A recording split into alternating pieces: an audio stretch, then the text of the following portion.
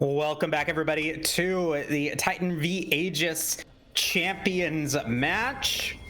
DDG going to be on blue side, and if you guys hadn't noticed, we got some cooking going on here with Jordan Bot opting to go for the Silas in the support role. Yeah, we got support Silas, Swain ADC, Lee Sin top, and a return of Hecarim in the jungle with what weirdly is the sanest pick here, Smolder mid with the grasp. Huh. Well, I mean, sane, sure.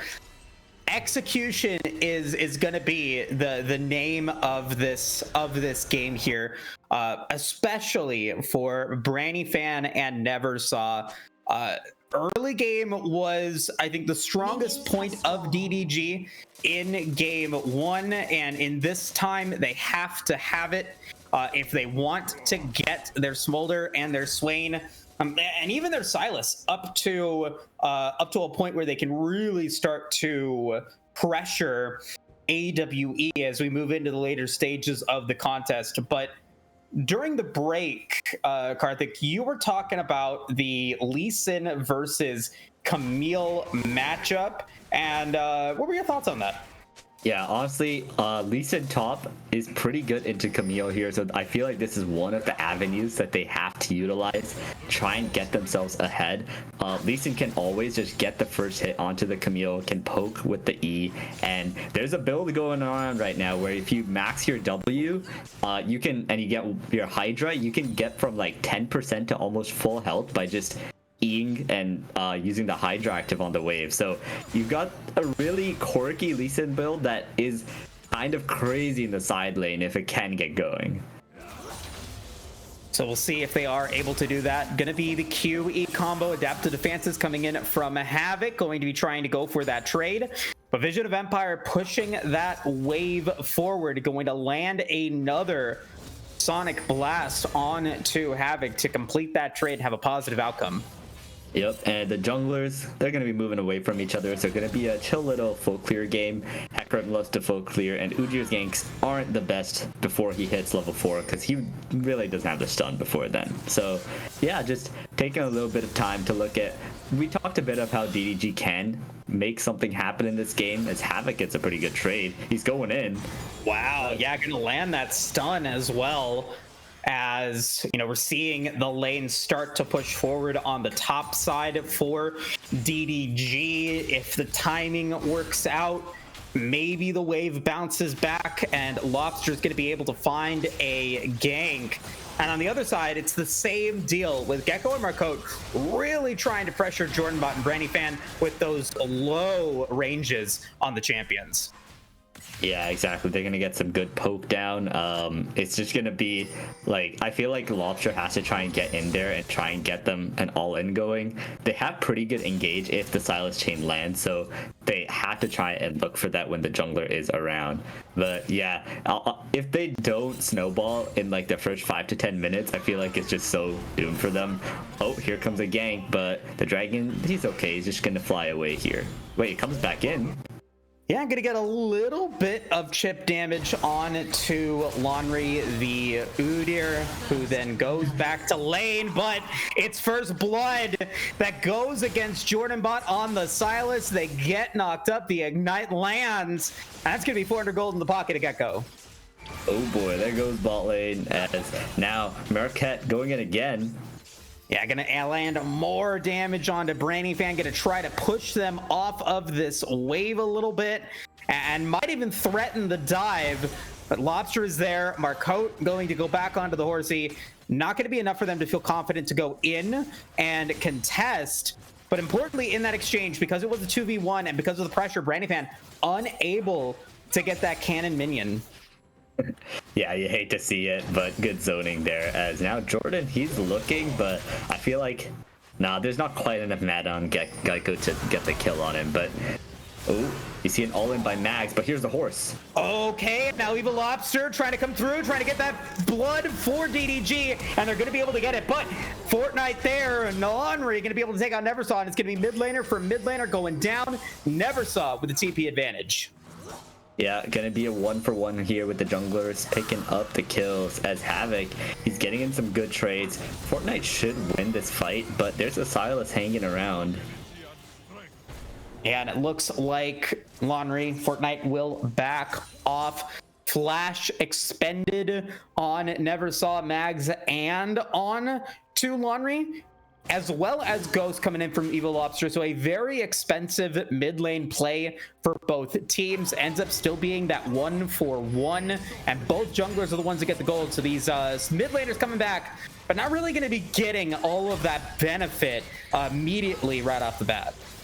Yeah, Briny fan in trouble. Oh my god. Lands, but big tower shot taken. Huge tower shot taken. My lord, Xayah just does not have that power there, but Mom is going to get dropped in the mid lane. Mag still wants this. Judgment is available. Fortnite is there, and that's going to be it. Mags now might be in trouble. Nope, going to be surviving as the engage from Evil Lobster never arrived, and Neversaw will be able to fly away.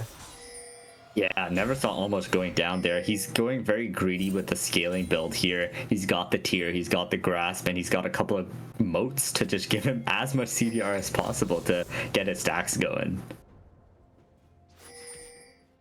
And now, continue to move into a slower game.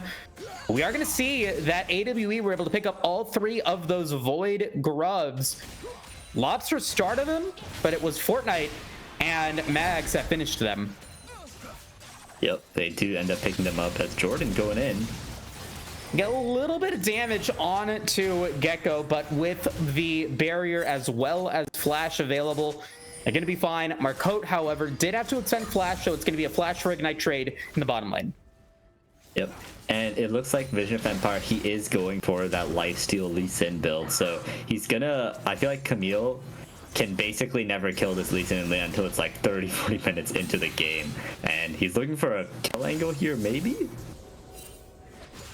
does have the dragon kick available, and Havoc does not even want to contest it. Will go back under tower, but does have that wave pushing in slowly. Gonna try to eke out a couple more CS here to maintain in the lead in that department. 68-57, and it looks to be the case. Teleport already used by Vision of Empire. Havoc though gonna get hit by that Q, and now we're gonna get play in the bottom lane. Jordan Bot going to be able to use the abduct to get away from Marcotte. I'm gonna see both Laundry and Evil Lobster going into the mid lane to go up against Neversaw, as that's gonna be a great onslaught of shadows. Fortnite now gonna be taking a lot of damage. Mom's gonna get dropped, but it's not gonna be enough for either team to really commit any more resources. Both will back away. 2 ultimates used by DDG. Yeah, and Empire, ooh, almost a kill angle there if he was able to get a good ult flash off or anything. But yeah, this Garen, he's taking a lot of poke down here, and he's gone down 20 CS. So Smolder doing Smolder things, but we'll see if the rest of the team can come up to par as this bot lane pushing in. They're like 10 CS down-ish as this wave does crash in, and Xayah will be able to pick up almost all of these, I'm pretty sure. Yeah, we'll see. There's about 9 minions available at the moment. Looks like they're going to be able to clean up most of it, as well as that cannon minion. So just trying to keep the gold into Gecko's favor. Man, let's look at Brandy Fan right now. Ghost was used. Hold that thought, though. We are going to get a play in the mid lane. Neversaw does not have Mom anymore, but is going to putting in a lot of damage on the Max, who's going to be using the Ghost as well. Not enough damage to drop that Judgment. Yeah, not quite. Oh my god, Mags is not having a good time. He doesn't have a TP either, as now Marco gets a stun. And Havoc's also just like struggling a bit in lane, but look at that CS lead actually. He has quite a bit of CS lead, not sure how. Yeah, pretty impressive. 87-74 in favor of Havoc. You've got a 83-55 in favor of Neversaw in the mid lane, and a slight CS lead for Gecko, but did get that first blood, so that's going to result in that 600-ish gold lead advantage, so almost 700 at this point for the Xayah. I think that's exactly what you're looking for. And so from your experience with Swain bottom lane, what does a At about what point does the stacking and the pressure really become too much for Xayah to bear, if at all? Honestly, I don't think it ever does. Oh, he pops the ult, but he's still squishy. And Demonic Ascension gonna get used there, the Feather Storm, and that's gonna be the kill for Marco. Gecko gonna drop the barrier, does still have flash available, and that's gonna be a flash away from Jordanbot, who's gonna try to get it. Can't though, as Marco goes onto the horse, gonna be able to get the stun once again onto the Silas, who's now gonna commit for the all-in. Will flash forward to be able to get out Gecko, but that is gonna be GG for that life. Gonna be their second death of the game. Havoc going for an all-in here. Vision of Empire. He needs to get his life steal in time, but Havoc, barely flashing away, and Havoc cannot chase. Gonna go back for the minions, and Q doesn't land. Oh boy, that was close, but no cigar for Vision of Empire. Havoc, though, gets it with the flash forward, gets the stun, and that's gonna be another kill for AWE 6-2 at the 11-minute mark. Top die as Havoc popping off here in the Camille matchup, using the E flash here as Neversaw now in trouble. And now we've got a 3-man play going into the mid lane. Jordanbot is there. Neversaw flash used, E already used. Judgment is still available for Mags. Can they finish it? Yes, they can. Another kill for Art of War Esports, who continue their dominance this time in the early game. Dragon down as Garen, he's got basically a solo kill onto the Smolder here as Hecarim, he gets some Void Grubs as consolation, as now Jordanbot picking up the Camille ultimate, trying to maybe look for a pick here, but the Avengers have arrived in the top lane as they're all going to be circling around like vultures onto the DDG members. Everyone is here. Neversaw going to teleport into the mid lane, could potentially come in for support, but they will be late to that party, wants to clear out the wave, and now here comes Laundry, gonna try to land a stun on the Lobster, but Lobster has enough movement speed to be able to get out, but Gecko is gonna go in for the 1v1 against Brandyfan. Do they win this duel as the root lands from Brandyfan? That's enough for Brandyfan to pick up that kill, and that's gonna give a little bit of a reprieve for DDG. Yeah, huge solo kill by Brandyfan, using his one-item power spike with the Malignants to all in and get the kill onto Geico. That was so much needed, but here comes another fight. And now we got Laundry putting in some damage, gonna get hit by the onslaught of shadows, but has enough tankiness and has enough damage thanks to Mags being there that they'll pick up a kill against Evil Lobster, who's now 1-2, holding on to an Eclipse. Yeah, and that is the build that Hecarim's like to go for, and it gives him such a big spike in the one items, but it's just not paying off here. Barely doesn't get the kill, as now Fortnite is 3-0 on the Udyr. Yeah, that killing spree completed. Leandry's coming in as well. Havoc gonna get hit by that Sonic Blast. Does have the X-Tech ultimatum. Maybe waiting for the E to come back online. Nope, going to just go back under their tower, gonna let the wave push up, but Mags is gonna drop. There goes Judgment available, can't get it off in time, but Marco comes in to finish the job, makes it a 1-for-1 for the time being, but I don't know if they get out of this one with Evil Lobster there as well as Jordanbot. We've got Fortnite coming in for the assistance, gonna provide cover for Marco, and they're gonna be able to get out for the time being. Meanwhile, we're getting another play topside. Havoc getting those adaptive defenses, getting that shielding coming in. Vision of Empire gonna land that Q. Do they go for the dive? They don't want it. Yeah, Havoc can cancel the ultimate with the Hextech ultimatum, so Vision Empire, he's experienced with the matchup, not going to go in for that, and he's almost at that Ravenous Hydra spike where this build really comes online like crazy. As Udyr, he's going to pick up the Herald that's going to be on the Rift, going to get that down.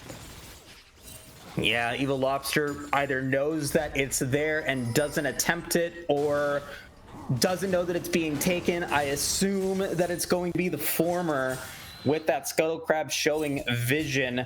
Either way, that Richard's going to be coming in uncontested. We're 14.5 minutes into this contest, and no team has been able to pick up Dragon or has yet to go for it. That Ocean Drake's still available. Yep, and I feel like even Art of War, they're kind of just chilling and having fun with this game, chasing some kills here and there, not too focused on getting that dragon ASAP. There's not even a single dragon being taken in this game. I think they also kind of know if they just chill and not get snowballed upon, they kind of just win this game. Indeed. And I mean, they're continuing to rack up the gold. Turret plates have now fallen.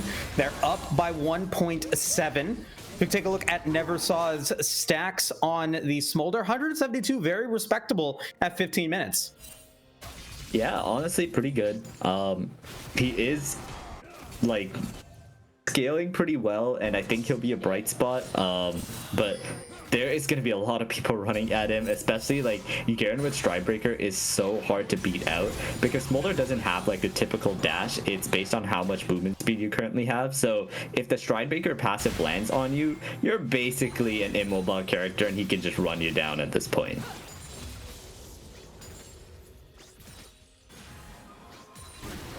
But yeah, with that, it does look like Dragon finally, you know, Fortnite's like, fine, I'll go do it here. Come help me with this. Let's get this thing down. Like, finally gonna end up taking it down as Lee Sin does get the first turret of the game. Yeah, so it's going to be Dragon for first tower. A little bit of gold into DDG's pocket. Mom's going to get dropped. Onslaught of Shadows coming in, as well as the Magnet Storm from Marco. Lots of damage on a Neversaw, and the Judgment will seal the deal. 2 kills for AWE. Fortnite going to be on a rampage, but now in trouble, potentially going to have their first death of the game. No, that's movement speed for you, baby. And that's going to be an easy 2 kills for AWE. I'm telling you, man, the Udyr is a menace. He's just uncatchable, does damage, is tanky, and yep, he's just completely carrying the game so far. Just completely, always just in the enemy's face, doing something every time. And yeah, as we look at this, he had like a little bit of a flubbed engage with the stun not hitting, but oh, Havoc in a little bit of trouble. No turret behind him. Yeah. That's going to be it, as well as Gecko going down in the bottom lane. 2 kills for DDG. No neutral objectives available at the moment. 4 minutes remaining until the next dragon spawns. Rift Herald is available, and now we're going to see some damage coming in from Laundry on this Udyr, who played it so well in game 1. Now going to come in here for game 2. Wants to take out Vision of Empire, who is barely alive, and now Neversaw maybe coming in to finish the job. Oh boy, that was too close for comfort, and Neversaw will be able to take that kill. That is their second of the game. Yeah, DDG saying they are not down yet. They didn't hear no bell, as they are picking up kills left and right with the skirmishing power of all these characters, just moving as a group, getting some kills. Really great to see. And so now, next step for DDG, continue the momentum. You've got some kills onto Neversaw, you've got some kills onto Brandyfan, and you have the opportunity to start to scale into this game. We're now 18 minutes in. Malignant's completed, Spear Sojin completed for Neversaw. Everyone has been sort of threatened. The only member of the game not yet seeing gray in their computer screen is going to be Marcotte on the Rel, who comes in to the bottom lane, going to be snuffed out by that ward.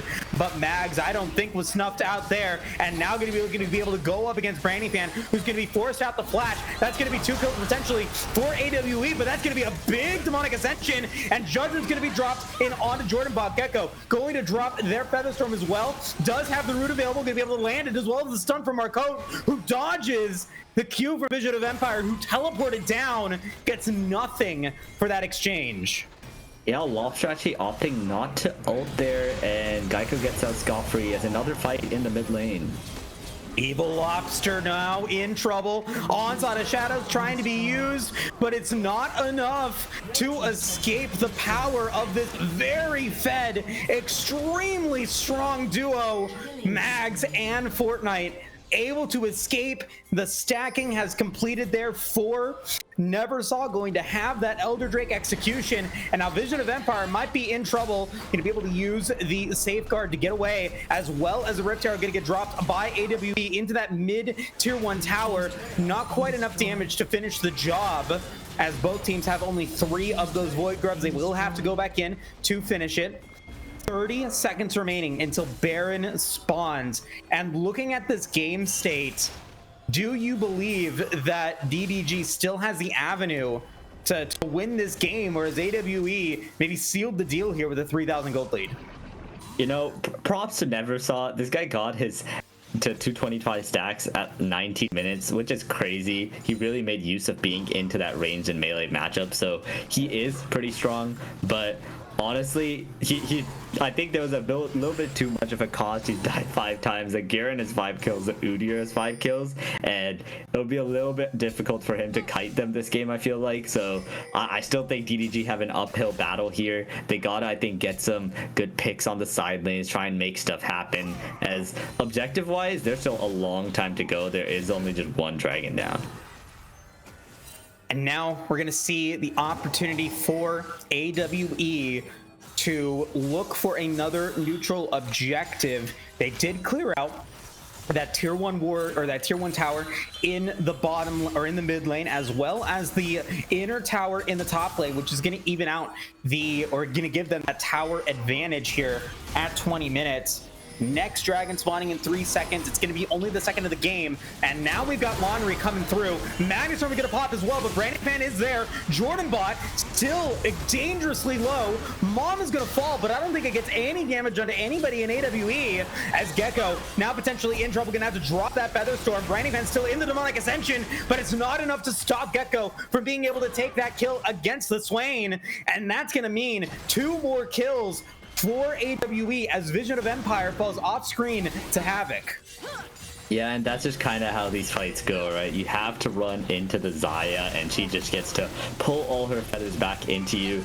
Great ultimate utilization to dodge the Hecarim ult too. Didn't panic for the Swain ult, saved it for the horse, and gets the kill onto Branny as the dragon ends up going down.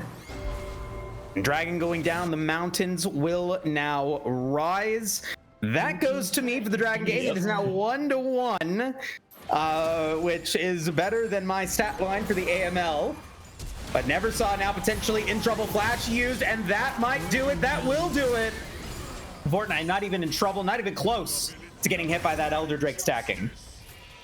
Yeah, exactly. I mean, he's picking up a lot of stacks, you know, being in a lot of fights. Unfortunately, being in a lot of fights early as Smolder is usually not a very good thing, as he does end up losing a lot of them. But yeah, it's now 17-7 in kills. There's a 5k gold lead for Art of War Esports, and you gotta think that they are going to be able to close this one down as the Xayah scales up over time, the Camille scales up over time. Yeah, I mean, looking at that scaling, 2 items completed on all of the members here for AWE. Mags, though, could potentially be in trouble up against Evil Lobster, but no, they might actually be able to take the kill against Evil Lobster with Laundry now there. Havoc is going to be going in for the 1v1 in the top lane, going to be forcing Vision of Empire out of that one, and with Laundry's help, Mags is able to finish the job. Going to be 7-2 on that mid. Garen, impressive performance coming in from the AWE mid laner. Yeah, I love the build that he's going on Garen too. You get the Stride Breaker for the chase and tankiness, and then just go full AD crit damage with the Phantom Dancer and the Moral Reminder that's going to come in soon. And look at the 2 Executioner's callings for AWE. Yeah, it's good, you know, you want to make sure this Swain ult doesn't overpower you. They got the healing reduction for it, and especially in the side lane where Lee Sin's lane prowess completely depends on him just healing like crazy after trading. So having the executioners and continuing to apply the pressure means he's not going to be as amplified on the healing, and you can maybe just get solo kills on him like Havoc did a few minutes ago. So now 24 minutes in. The kills on AWE eclipsing Drop Dead Gaming, the champions from the Titans Immortal League. And they're going to continue to see if they can add to that count. A kill on a Vision of Empire or on any member of DDG might give AWE the opportunity to go for that Baron here 24 minutes in. But for now, they're just comfortable, slowly creeping in. That ticking clock on the power of both Havoc and Gecko in the side lanes cannot be ignored, as Havoc continues to be a pest there top or bot side now, looking to get another tower down. It would be an inner tower in that lane if they are able to complete it, but Vision of Empire will be there for the response. Yeah, and it looks like they are going to be looking to start up the Baron here, as the percent health damage of the Udyr really helps out with that.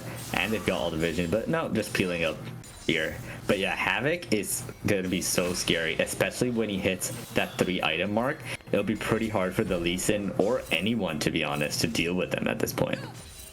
And it is going to be one of those patented plays. They're going to try to threaten Baron. And while that's happening, we're going to have the 2 side lanes getting pressured by Havoc and by Mags as they look to try to get those minion waves pushed forward. But the big fight's going to be at Baron, as both teams are going to try to make it a 4v4. We'll take a look at that top lane play. But right now, Dragon going to be down to less than 5,000 HP. Mama's going to get dropped. And do they want to try to go for the deleash here? It does look like they want to, but they might not be able to. And now the fight's going to engage. Gecko's going to be able to go into the back line. Huge damage on the Brandy Fan and on Evil Lobster. But it was Mags and Laundry that were looking for the kills. Gecko going to drop that barrier, going to use the Feather Storm to try to survive a little bit longer. Never Saw will get 1, but I don't know if that's going to be enough for them to make that a fight that they want to win or will win. It is not. Double kill for Laundry, and 4 members of AWE are still alive.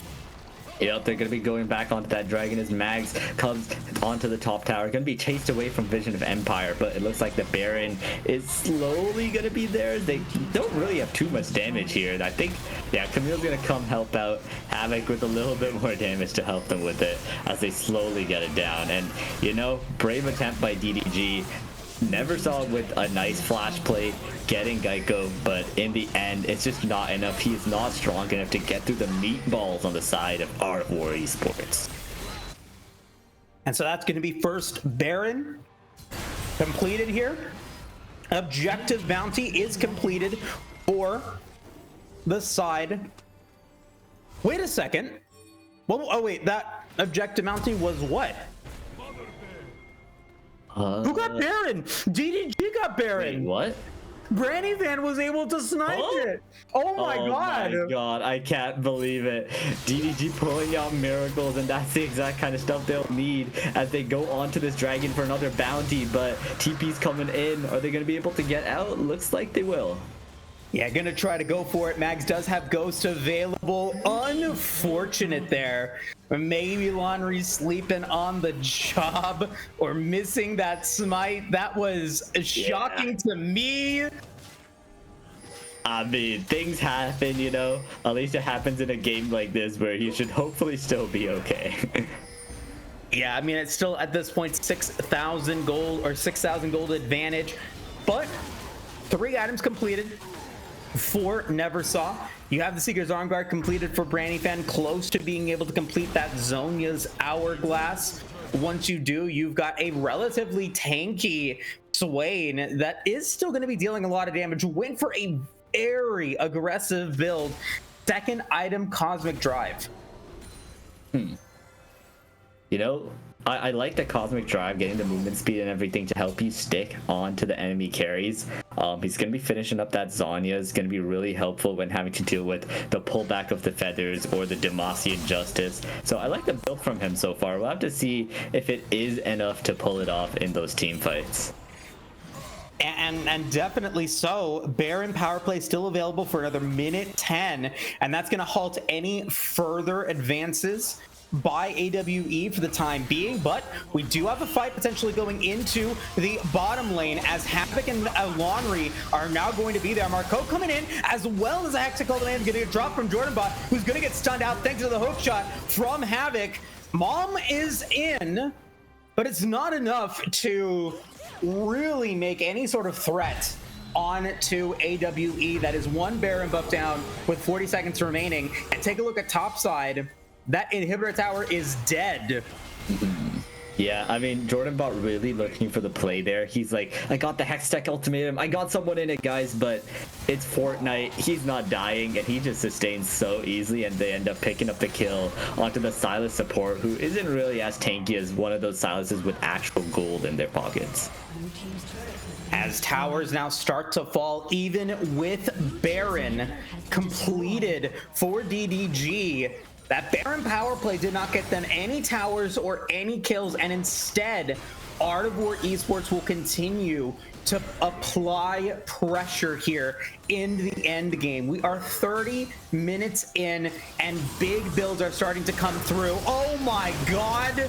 Speaking of big builds and big damage, Havoc's going to be on a killing spree, going to be able to take out Lobster. Fortnite going to be forced to flash away, does have the shielding from Turtle Stance to be able to get out. Havoc, relatively low. Jordanbot is there, but you don't really have a lot of damage at the moment. And here comes Gecko to potentially finish the job. Abduct is there, as well as the Abscon. Featherstorm going to have to get dropped, but the root is going to land on a both Neversaw and on a Jordanbot, as Gecko will take out the Silas. Next is going to be Neversaw. No way to get out. Mags is godlike, and this is going to be 5 members pounding down onto that inner tower in the bot lane. Yeah, and they are just all collapsing perfectly. Geico does have an excellent ultimate over there, and he barely survives the smolder burn, and his team comes in from the other side to slam down on the baby dragon. Not much they can do as the tower ends up going down. The base is next on the cards as Max is causing havoc in the enemy base. And this is what Mags does best. Demonic Ascension used. Going to be able to pull Mags back in. That might be enough for them to try to go for the kill. No, Flash will be used to be able to escape. Next big objective will be that dragon in a minute's time. A minute 35 remaining for the next Baron. And when that Baron spawns, that inhibitor in the top lane is still going to be down, which means that your Nexus towers are exposed. Yeah, exactly. And they should be in a pretty chill spot to take this dragon. As it does come up, they're just completely taking over the enemy jungle, not letting the Hecarim farm at all. And Hecarim starved of CS is just not a good look. Now we're going to get a play. Mama's going to get dropped. I never saw going wide on that one. That's going to be the thumbs up there. Feels bad, man. But we'll be back if DDG opt to go for a fight either at Baron or at Dragon. I would assume that it would be at Baron, considering that neither team is at Soul Point. It is at Mountain Soul. If the game does go that long, that extra bit of healing or that extra bit of shielding and resistance is going to be good to stop maybe the executions from Neversaw. Exactly. So the dragon gonna get picked up. The Baron is coming up soon too, so we'll see if they just head on straight over, as they have so much vision in that area of the map. They're gonna be taking their resets, playing it by the cards here. And if you look back at the game, you look back at those 8 deaths on Neversaw, I don't, like you were talking about earlier, not sure if they are worth it, but we have to look at Baron. First one was stolen by Branny Fan. Can the second one get stolen by Evil Lobster? The Dragon's going to get started with Gecko there. Lots of damage going to be coming in from that Feather recall from Gecko. And Evil Lobster could potentially go in and see it. We'll see if they are able to do it. No, they don't. That Onslaught of Shadows a little bit too late, and now Evil Lobster going to be caught out. A risky play. I like the attempt, but not enough. Or not enough, I should say, but just not the right timing. Yeah, I mean, they tried. It was a good attempt, but once a Baron gets stolen from you, every Baron for the rest of the series, you're just gonna make sure you smite that perfectly, you know? So he's got his head on straight. He gets the smite down, and Fortnite is now hunting down Vision of Empire and Neversaw. And that's going to be Vision of Empire going down. It is a 3v5 with Baron available for AWE. Laundry gonna go in, Hexacle gonna get used by Jordanbot, but I think they're okay to be in it, as Brandy Man's gonna go golden. They're gonna try to get anyone down with that Elder Drake buff on Neversaw, and Fortnite potentially dangerously low. Shielding coming in, thanks to Marcote, but take a look at Havoc. Gonna be able to take one Nexus tower down. Inhibitors now exposed on both side lanes, as well as into the mid lane. It is looking like lights out for DDG here in game 2. They're gonna have a miracle play with Neversaw getting out these low health bars, but they might not be able to. Judgment gonna be just enough, so not enough to take Neversaw down, but the rest of AWE will go towards the tower and the Nexus to take it out. Game 2 gonna go to AWE. Yeah, and DG with a little bit of overcooking there. The champions not quite being able to perform up to par, as our Art of War makes it 2-0 with some clean games, and I want to say another great Udyr performance as well. As yeah, they played it pretty cleanly, didn't let any snowball or anything crazy happen with the wild picks that came out on the side of the enemy team, and now they are on match point. Yeah, trying to make this an easy sweep for them. 3-0-18 on Marcotte. We got to take a look at the death bars here for DDG. 8 deaths on Evil Lobster, 8 deaths on Neversaw, 7 deaths on Silas on Jordan Bot. And I think the fears going into this one were realized there just wasn't a bridge to get to the late game for Drafted Gaming. Yeah, and honestly, I think you smell that. I think something's burning. It looked like an overcooked comp there.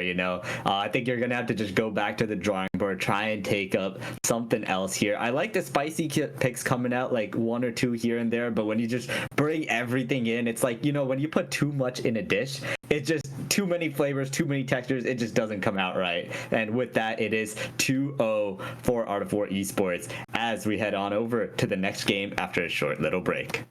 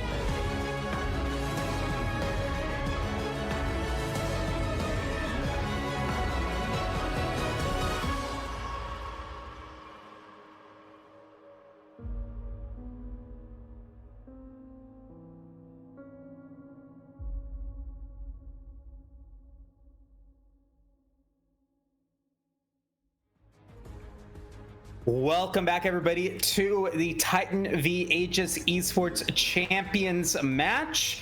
AWE are up 2-0 in the series against Drop Dead Gaming and are looking to make it a quick and decisive statement against the team that beat them in the Immortal League Grand Finals. Bit of a roster swap for DDG, as Neversaw is going to be replaced with a Troy for this next game. Going to be swapping out mid laners.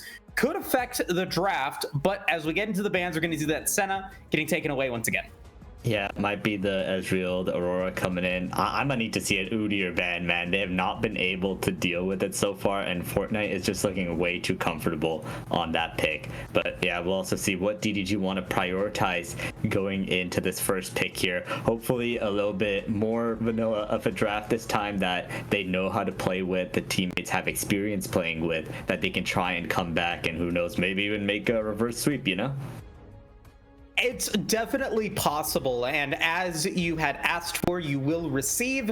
Udyr is going to be taken away here in game 3. I think Laundry really running the rift with the champion, quite literally, with the movement speed that they get from that dead man's plate, and so not going to have that available. Silas is going to get banned out, as well as the Kennen.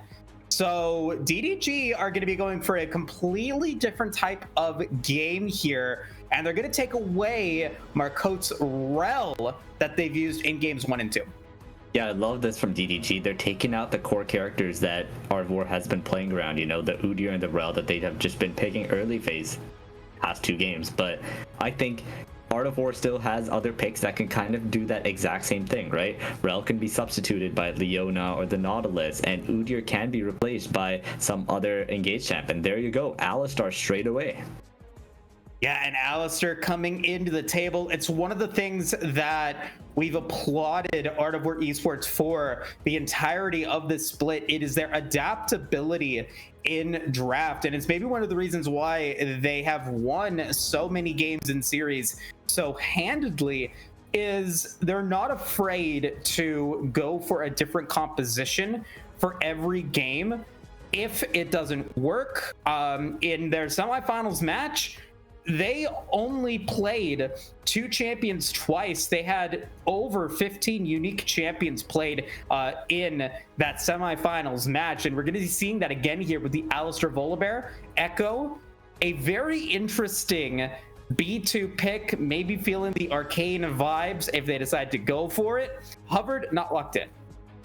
Yeah, I think the Alistar Volibear just giving you that insane engage already. And I was going to touch on this. That Silas ban usually means they want to pick the Swain. And this time, I feel like last time they picked the Swain and they're like, guys, we don't need them to pick Silas.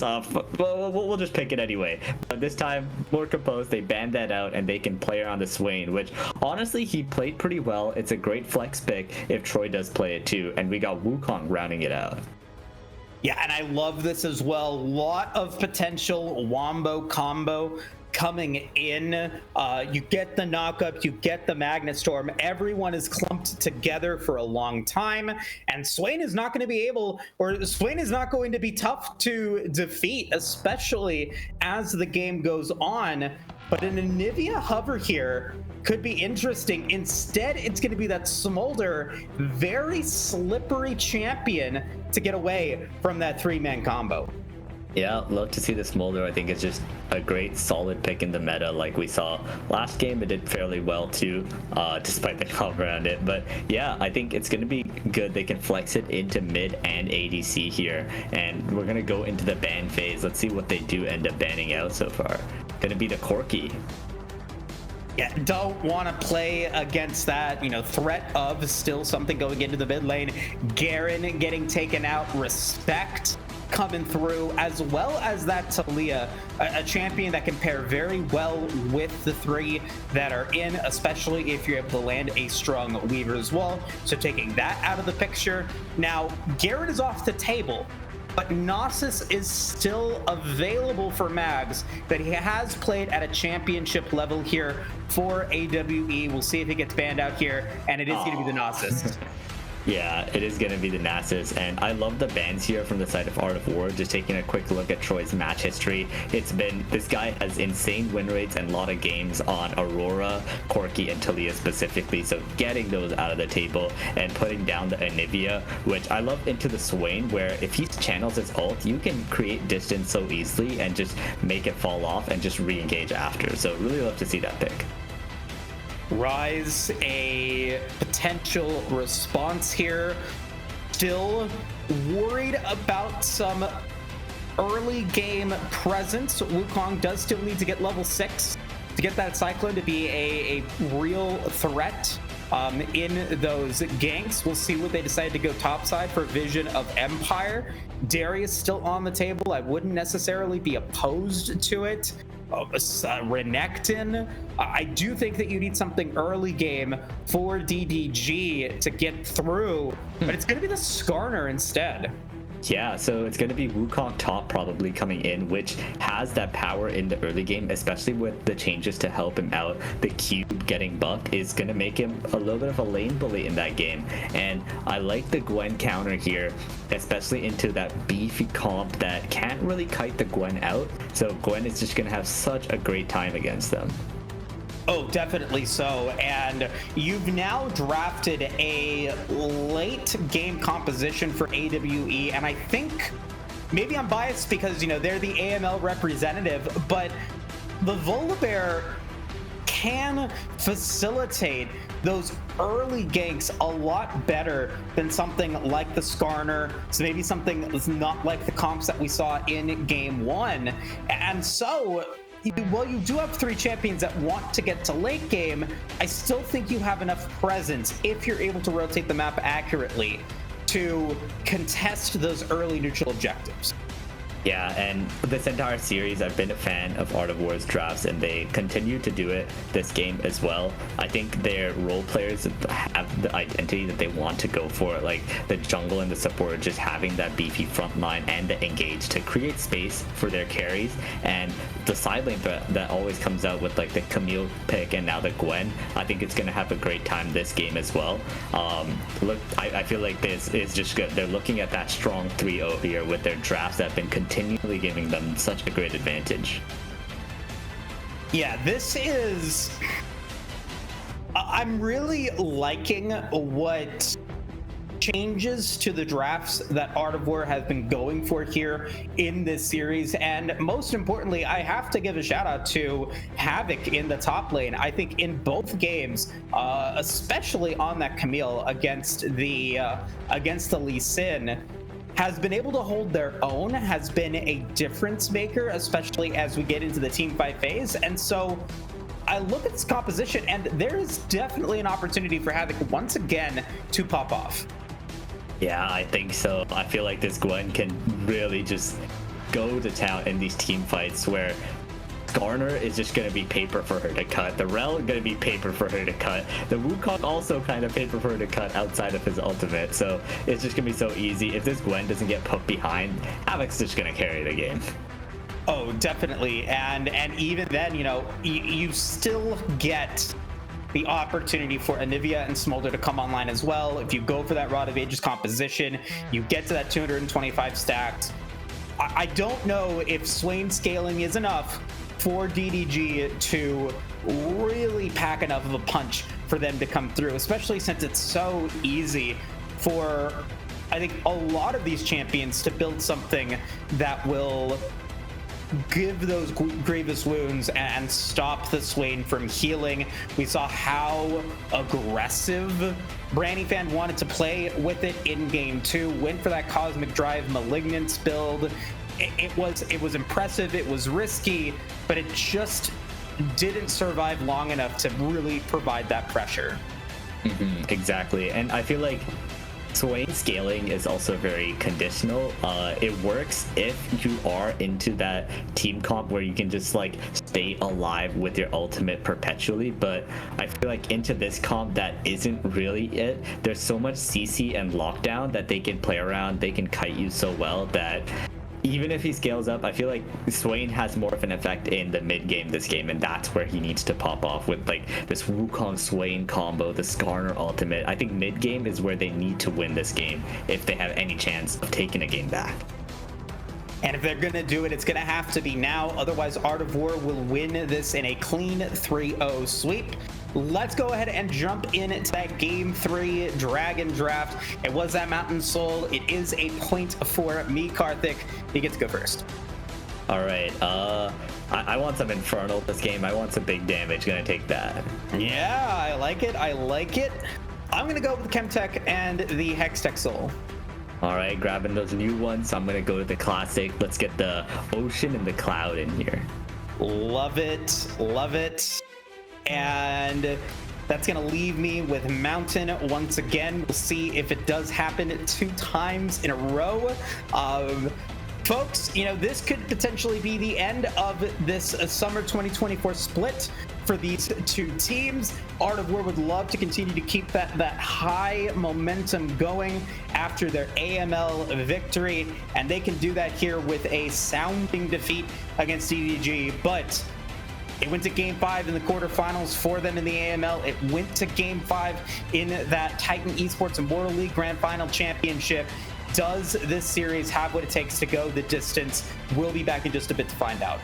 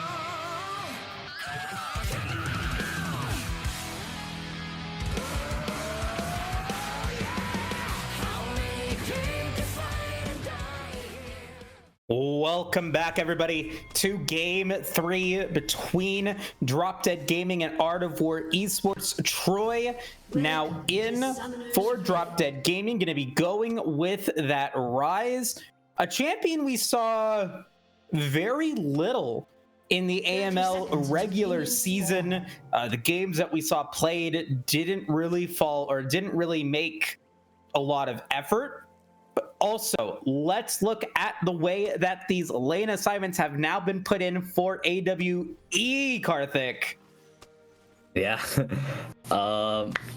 Yeah, looking into this, you got some scaling mids in the mid lane, but other than that, I want to see DDG just going for some plays early on. It's going to be Wukong actually in the jungle instead of the Skarner. Lane Skarner has been giga nerfed. His poke has been simmered down to a little bit of a tickle these days. So we'll see what he can make happen against the Gwen. We'll see if he can pull out some miracles. But yeah, I thought it would be the Skarner jungle personally. Yeah, I'm a bit surprised, but I mean, now looking at the way that the the lane assignments and the champion assignments have now been brought in, I don't want to say that I'm surprised, and I don't want it to sound like a read, but Mags has made it very clear that he likes the he likes the Discord chat. He likes having fun. He likes, showing what they can do here in these games. And with never saw, 8 deaths on that Smolder in the mid lane might have just said, hey, I want to show you that anything you can do, I can do better. And if they're able to pull that off, that's going to be a big statement for them as they move into the fall 2024 split. Exactly, and we'll see. It's just double mages in the bot lane against that. So honestly, I don't think there'll be too much action with Rel Alistar lanes. It's kind of awkward because the Rel will just get countered if she goes in, so she just never does. Oh, as I say that, Jordan goes in. And now we got to play here. Gecko does still have their egg available, and Troy is pushed out of lane, gonna be forced out the flash, trading it with Laundry on the Volibear. Yeah, lots of trading going around. Havoc also getting great damage in, but barely ends up taking a tower shot here. Yeah, gonna be taking his cheater. And now gonna be the root coming in, landing in onto Gecko. Marcote on the Alistar, gonna be at around half HP, but will still get some healing with their kit as well, so should be relatively fine. Waiting to see if they can continue to get it going. Gecko dropping a little bit of CS though. I don't know how familiar they are with the Anivia, but I mean, still doing fine. Going to be on par with Brannyfan once they clear up this wave. But we got to take a look at now what the next step is for Art of War Esports. They got the flash off onto Troy as well as the TP, and you've got Laundry going into the top lane, maybe looking to go for that play against Vision of Empire. Yeah, just gonna end up picking up the Scuttle, not quite the gank angle. After Skarner hits 3, it is a bit difficult to gank him. He can kind of just go into the alcove and walk out inside the wall. So if he knows the tech, then Skarner is extremely ungankable. And actually going to be a teleport advantage for Havoc as well. Didn't have to use it, still ahead in CS, forced Vision of Empire away with that aggressive play as Jordan Bot trying to drop some vision. You've also got Evil Lobster on the way. That's going to be the knockups landing in on Marcote as well as the Ignite, and this might be the opportunity for First Blood to go in for DDG, and that might actually do it. Evil Lobster is there with the crushing blows. First Blood for Evil Lobster. Yeah, Geico just letting his support out to dry, walling him off, and the monkey from behind means First Blood ends up going down to him. Well, I mean, good gold, going to be getting a nice back as well, and now we'll be able to run back into their topside jungle. Couple of wards coming through as we do get a play in onto Havoc. Havoc is very low. Do they get the snips enough? Do they get out? No, they don't, but they force a flash away from Vision of Empire. Unfortunately for Havoc, uses Ghost to no avail. Yeah, I'm surprised Havoc is trading with them so much. These first few levels is kind of the only point in the entire game that Skarner can beat the Gwen in these trades before she gets all those levels in her queue. But hey, he ends up fighting, he ends up going down, and Empire with a kill, and Geico's next on the table. Yeah, going to be able to get a lot of damage done on Brandy Fan and a nice wall. You got Marcotte now here, and they are going to try to go for it with the support of the Volibear. Do they get the kill onto Gecko, as Gecko is going to be at around 100 HP? Doesn't look like it. It's Laundry that picks up 300. Yeah, they can't even get the passive Geico, so he's going to be having that for future ganks. But great turnaround from Arbor Esports here to pick up 2 kills. And some good tower damage as well from Havoc.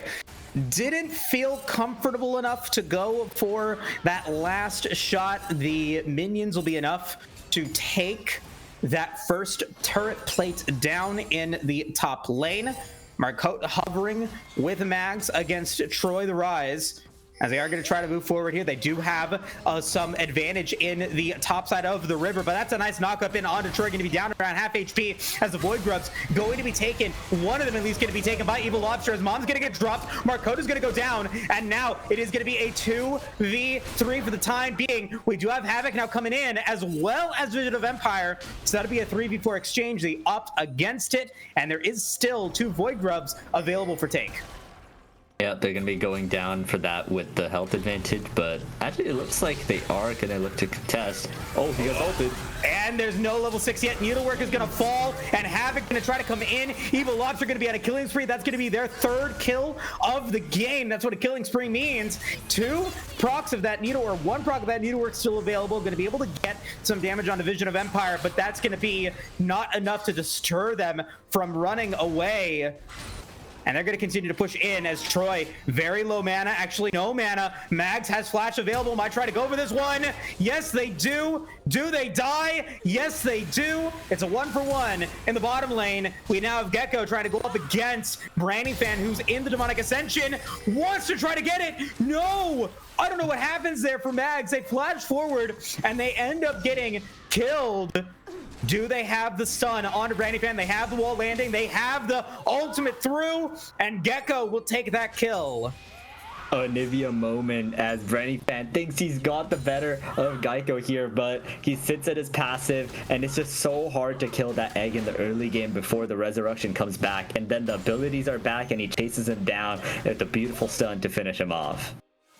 And now we look at Art of War Esports behind at the 8-minute mark, with the gold coming in. Rod of Ages components completed for Troy, but unable to complete it, so has to come back empty-handed for now. That's going to delay them on being able to get those 10 stacks and that level, but should be able to get it fairly soon. Take a look at the stacks on Mags as well, kind of see where they're at in comparison. 100 stacks at 8 minutes. Wow. Ooh, Jordan gonna be flashing out there. Ult committed by Fortnite, but Jordan bot is too slippery to catch, as he has a lot of disengage in his kit as well. Oh, and that's gonna be the flash forward coming in from Laundry, as well as the E. Marcotte will take that kill. So not going to be going in onto Gecko, but still gonna be a kill against Jordan bot. Now 0, 2, and 3 on the rel. Yeah, they really threw everything in the kitchen sink at it. It's like, Jordan, you are not living today. Indeed. And despite that, though, it is still going to be a little bit of a lead for DDG. Impale going to be used by Vision of Empire, going to get Havoc under tower, as well as another suppression to get them into the wall. And now Havoc could potentially be in trouble, as Evil Lobster does have Cyclone available. Ghost is going to get used, as well as Flash from Evil Lobster doesn't land the knockup. Yeah, Havoc drawing a lot of pressure there. Being able to tank like the flash from this really fed Wukong and not dying is so huge. And now we're gonna get a play in onto Gecko. Demonic Ascension will get dropped, and now Gecko potentially in trouble. Marcotte gonna try to keep them inside, and Marcotte is gonna be the sacrificial cow. Who gets the kill? It's Brandy Fan. Yep, good all in there. Well done by Marco. I think he also well done by Jordan there to set up the engage, and Brandy Fan with the ultimate on the Swain. Just gonna pick up the cow that ends up sacrificing himself so that Geico can live. This reminds me of the crazy cow level on Diablo. Do you ever play Diablo? I've not personally, no. Oh, crazy cow level in Diablo 3. bring it back here in Diablo 4. Super fun. But no, we're talking about League of Legends. We're talking about Riot Games. As a Rod of Ages now going to be online for both Troy and Gecko. Both Tear of the Goddesses coming in. Actually, four Tear of the Goddesses on this game. One coming in from Vision of Empire. What are your thoughts on that? Yeah, I mean, we're in here for the long haul, man. Like, we're gonna scale up. We're gonna get those tiers down. Everyone's just chilling, stacking it up. Mag's more than everyone else, I guess, with the double stacking. But yeah, I mean, if you're Mags, you really take that, right? You want that chill lane to just scale up and get into that Elder Dragon moment. And we'll continue to stack forward and forward. Let's kind of take a look at the gold. We're 11 minutes in. We've got 11 kills on the board. And it's 1,000 gold advantage for Evil Lobster. Killing spree, no surprise there. A 400 gold advantage for Troy, who has the CS lead against Mags. And a 500 gold lead for Vision of Empire on the Skarner. But remember, late game is the name of the game for, I think, both of these teams. And I think Havoc and Mags could be A-okay with being within 1,000 of their lane opponent. Yep, they're taking it. I feel like both teams are kind of just okay with the state of the game that they're at right now. You got a little bit of a gold lead on DDG so far. We'll see if they can really propel these in these mid-game team fights like we talked about. Especially with Evil Lobster being fed, he should look to take over these fights with his ultimate. Gonna get the headbutt to complete the control ward, pulverize to make sure that they can't get followed up with. No root from Troy at this moment. Doesn't land the Q. Gonna go for the sad and the shocked Yumi emote. But I mean, perfectly fine. Best start, I would say, for Drop Dead Gaming. They get 6 stacks on the Void Grubs, completing all of those neutral objectives. Once again, no dragons taken, as we are going to get a play in the mid lane. Going to be able to land that stun. His mom is going to get dropped as well onto Troy. Not enough to complete them, but forces out the flash. Yeah, nice look there, but not too much coming out of it. They're honestly not even pressured to look that much. They're kind of okay with scaling. Even Mom going to give stacks as well, so fine to use that there in the mid lane. And now we continue on with what should be a slow game, but it is definitely exciting with the 11 deaths still from on both sides. Fairly even, slight advantage. Gonna go to DDG, but we start to look at, we look at the power of this game, and it goes into the mid game. But right now we've got a dragon fight potentially here. Cloud Drake's gonna get taken by Evil Lobster. Demonic Ascension gonna get dropped, as Lobster gonna be taken out of this fight thanks to a nice glacial wall from Gecko. Mags is gonna be very low, gonna be forced back as Marcota is now on the wrong side of the rift. Might once again be sacrificed to the gods. That's gonna be the 2nd kill for Troy on this rise. Yeah, I mean, you'll take it if you're him. They also get that first dragon, although it is very late into the game. So, yep, slowly starting up that dragon stacking. It'll be a while before we get any of those big soul fights. Now moving forward, 14 minutes. We've got Triforce completed for Mags, that Sundered Sky online for Evil Lobster, as well as that Malignance Rush from Branny Fan, all available. A 1.8 thousand gold lead for Drop Dead Gaming, with Rift Herald now on the table here for either team to take. Lobster going to take their buff and their Gromp, and no start on the Rift Herald from AWE, looking to potentially bait a play here, and they might get it onto Troy, on to Jordan Bot, as they are going to be able to find that collapse onto the rise potentially. We're on the top side screen, but the fight is going to be here in the mid lane. Nice damage onto Troy, who gets shut down. That's going to be a kill going over to Laundry, as Jordan Bot is now going to be the next member to fall. 2 kills for AWE, evening out that score. That is absolutely huge for AWE. Getting the stacks, getting the kills onto Smolder too is so huge for his scaling. And it looks like they just found a nice little pocket of no vision where they were able to get a nice flank and get an engage onto them. So great looks by them, honestly. With Havoc now coming in, teleport used by Vision of Empire. Havoc a little bit earlier than that. With 2 members of DDG gone, they will be able to take the Rift Herald, a 15:30 take. Will have that eye available for the next dragon fight in 2 minutes, 45 seconds time. Marcota's going to be in the brush, going to be seeing that Lobster's going to try to go for it. Can he get the steal? Doesn't look like he did, as Lobster's going to be able to get the blue buff taken away. Yeah, but yeah, we're actually getting to the point where Havoc, after reaching the Rift Maker, has some of that sustain to try and get better fights in. But Vision of Empire, he's building great. He went the Bramble for a little bit of healing reduction before going for some MR, so he should still be Jordan flashing in. And now we got to play here. Jordan Bot going to be completely stifled by this wall. Gecko CS might have not been good in the early game, but those walls have been on point. 1, 0, and 3, and they have taken the advantage in CS as well against Brainy Fan, 146 to 141. Yeah, I mean, a little bit too trigger happy from Jordan Bot. Engaging so hard onto an Anivia and Alistar is really difficult to do. To be fair, it has been working out. He's gotten some good engages off, but that wasn't quite it. But hey, you gotta have some overcooked engages to have some really crazy ones, you know? Indeed, and so I appreciate the gumption there from DDG. Brainy Fan gonna land the claw onto Marcote, but Marcote does have Unbreakable Will. Not really a threat to be dead at this point.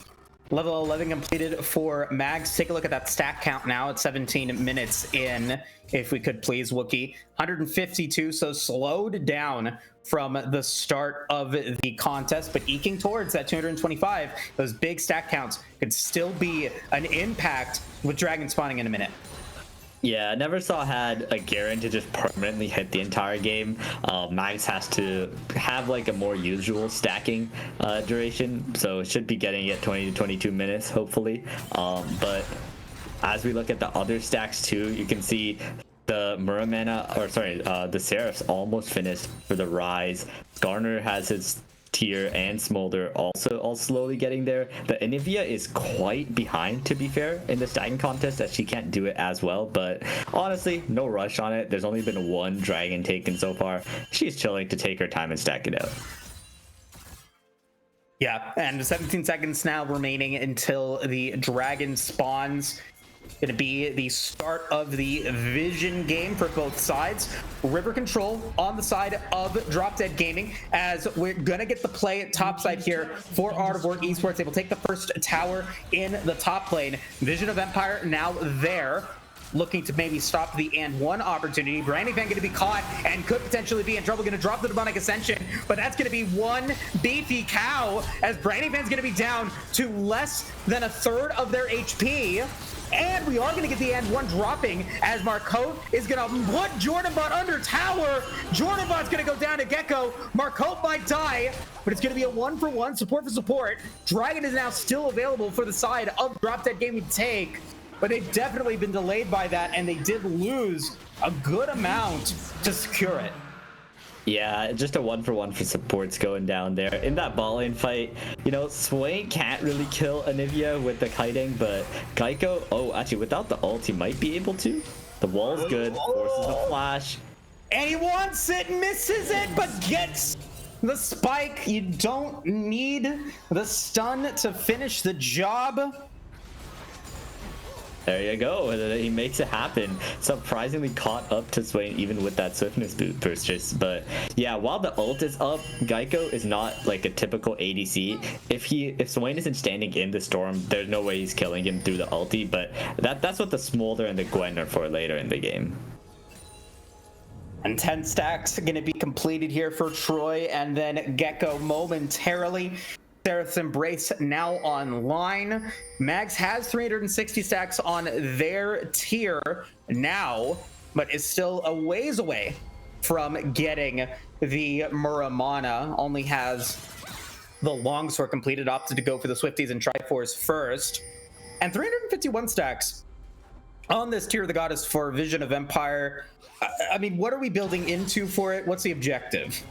He wants to get the Protector's Vow eventually, I guess, but it's not really too big of a deal. I think he really wants to get these other items that will help him out in his lane phase against Gwen. The tier is kind of just there to help give him some mana so he can spam his W, spam his Q, and get that priority in the laning phase, which he's honestly been able to do pretty well. He's 1-0-1. I believe he did get... Oh, engage. Yeah, Troy going to get a little bit of damage, going to be forced to use a flash from another nice wall from Gecko, who's level 14 now, going to have that completed Rod of Ages. Jordan Bot, nice tanking here onto Laundry, and Laundry will go down, but it is going to be some damage in onto Jordan Bot. Mama's going to drop in. Marcotte going to be on the Unbreakable Will and is going to flash away. This time it's Gecko. This time might be fried chicken, and they are going to be in the egg form. Not going to be enough to stay alive. Shut down, gonna go towards Troy. The Rise 3-2-2. Yeah, DDG collapsing well here as they're really trying to make some interesting plays here, but not really able to kill people with the initial burst. And yeah, they do end up going down, but this game is just so neck and neck. The gold lead is essentially the same, the kills are the same, and yeah, like who would you want to be right now? Personally, I think Art of War seems a bit better since you got the dragon. Yeah, it's going to be Chemtech Soul as well. That's going to be a point for me in the Dragon game, which is fun. But I mean, honestly, at this point in the contest, I give it to Art of War. We're even in gold. You've got the stacking going in for your Smolder. You've got Anivia coming through, making plays happen. They're both fed. And Havoc is still doing decently well in the top lane. As the game progresses, these champions are only going to get stronger and stronger, and I fear that Evil Lobster, Vision of Empire, they might start to fall off, and there might be that window of opportunity that Art of War can close it up, but we'll see if that's the case. Yeah, and as we go on, Evil Lobster, he had a great start to this game, getting onto 3-0, but honestly, I haven't really seen much since then, you know? Oh, as I say that, he's proven me wrong. Oh, what a blast cone there. What a blast cone for sure. Marcotte is going to go in, going to knock Evil Lobster back into this fight. No more stacks on that Cyclone, and Mama's going to get dropped, but Mags going to be forced to use Flash, going to be trying to get away from all of these members. Troy trying to land something, and they will be able to get that shutdown, but it's going to be the kill onto Jordan Bot, going to make it a 1-for-1. Laundry going to be in, but it's Troy that's going to get the double kill. Branding Fan's going to take down Marcotte, and now Gecko without Flash is once again going to get caught out and destroyed. Evil Lobster with the initiation giving you what you want, Karthik. Yeah, honestly, that fight was such a fiesta, but in the end, they do end up making it work. They are able to reach Max in the back line and do end up killing him before he can do too much with the Elder Dragon execute, which he does have online. But yeah, this was the exact time that they needed to get something going, to get a lead, and they get the mid turret, they get the bot turret, a much needed lead time needed for them now. And now what are they going to be able to do with this influx of gold? What are they going to be able to do with a dragon spawning in 2 seconds? Threat of Soul, for the first time in this series, is now on the table for Drop Dead Gaming, and Art of War knows it. They're going to force the teleport out from Gecko and Mags. Havoc also has TP available. Vision of Empire is there. But the initiation is going to be going in on to Baron. Havoc might know that it's happening. You're going to see the rotation from Gecko, Mags, and Marcotte. Dragon is going to be down to about 8,000 HP, and it is falling fast. This is going to be Baron.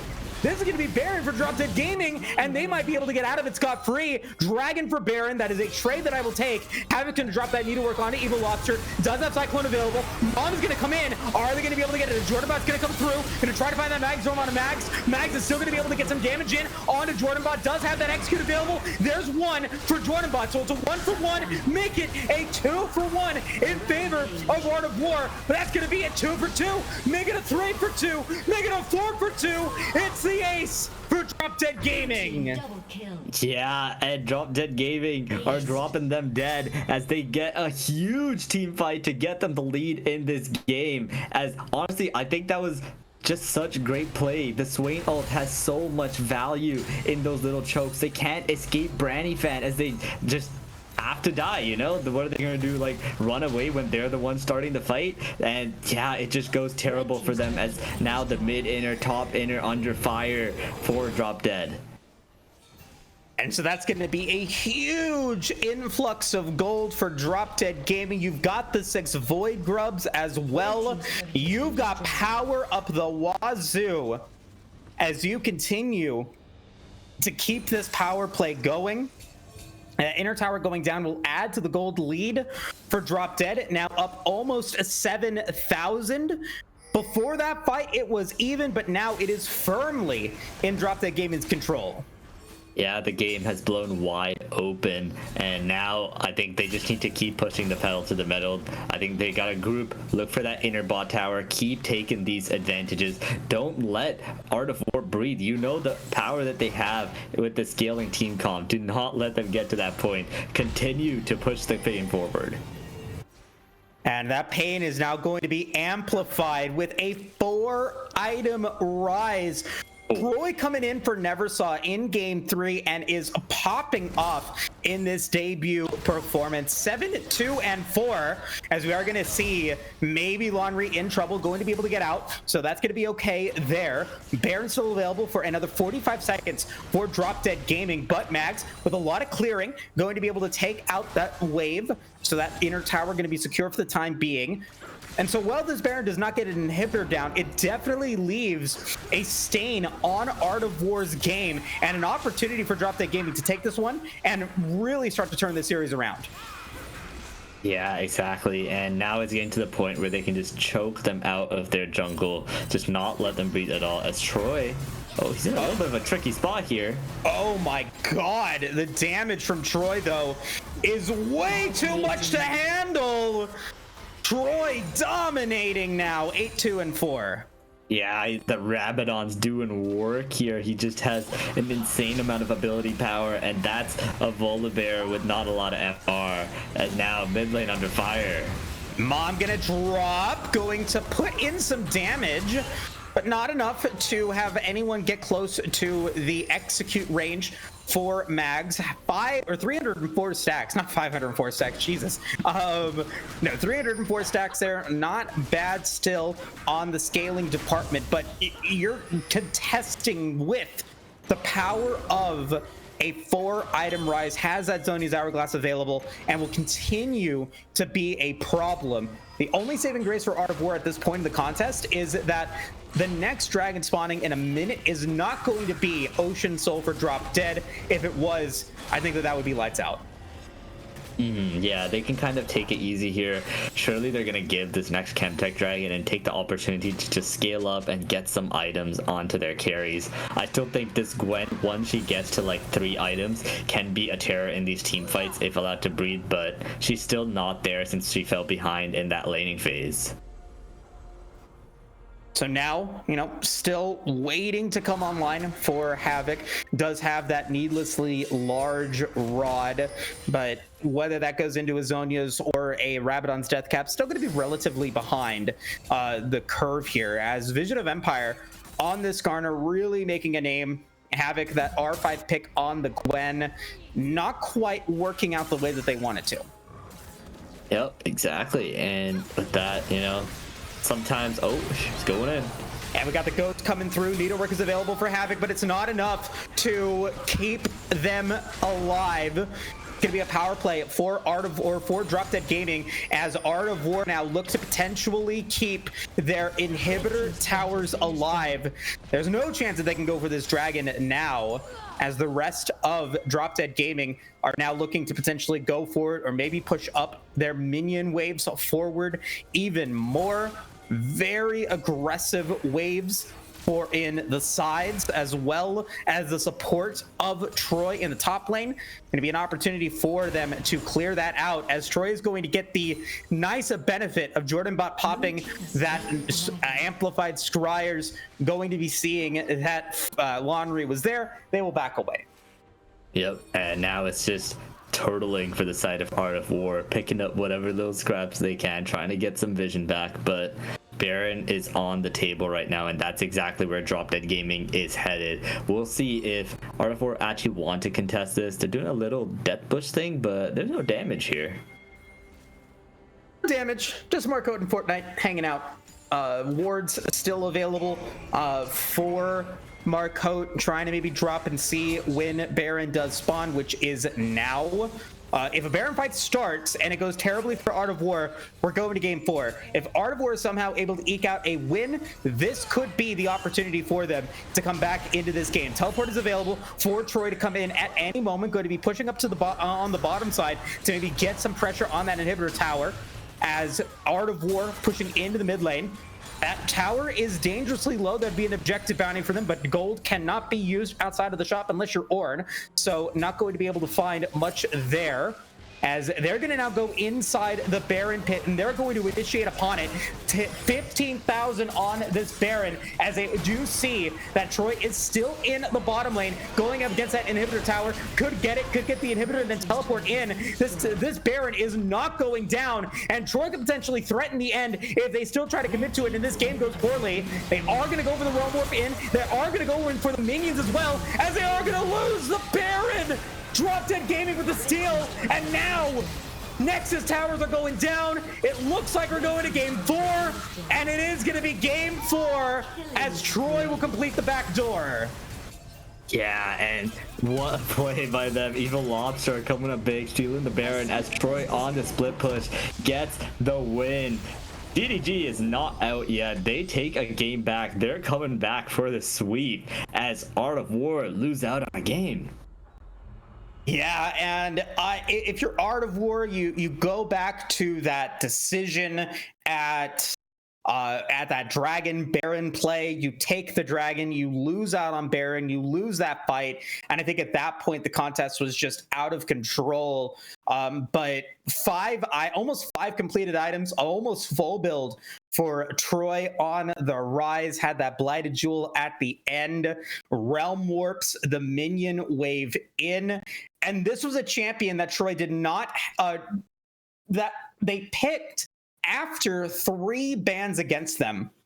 So very nicely done. Yeah, and you know, the series ain't over yet, and DDG can easily bring this back all the way. So we'll have to see what happens after a little break when we get back into it. Is Troy the solution? Are they going to start winning every game now? It certainly looked like it with that Rise performance. So we'll see what they can make happen after a little bit back. Don't go anywhere.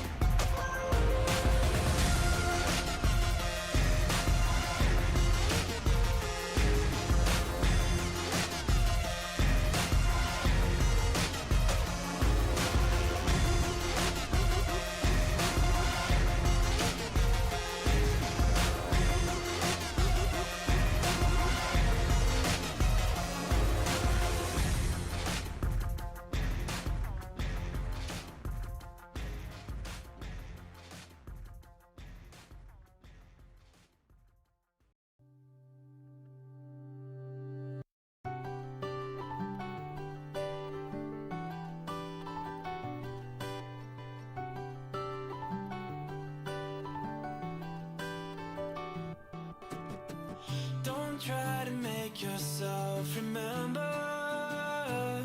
darling. Don't look for me, I'm just a story you've been told.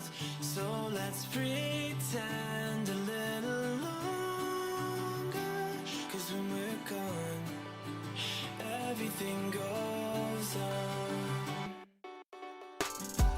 You were staring at the window, and I said, I wanna take you to the sea. And when I'm better, we'll do everything. I gotta stop making promises I can't keep. But if I was gone tomorrow, won't the waves crash on? Is it selfish that I'm happy as we pass the setting sun? Someday I'll be overcast, but you won't have to cry, 'cause we'll do the grieving while I'm by your side. I said, don't try to make yourself remember, darling. Don't look for me, I'm just a story you've been told. So let's pretend a little longer, 'cause when we're gone, everything goes on.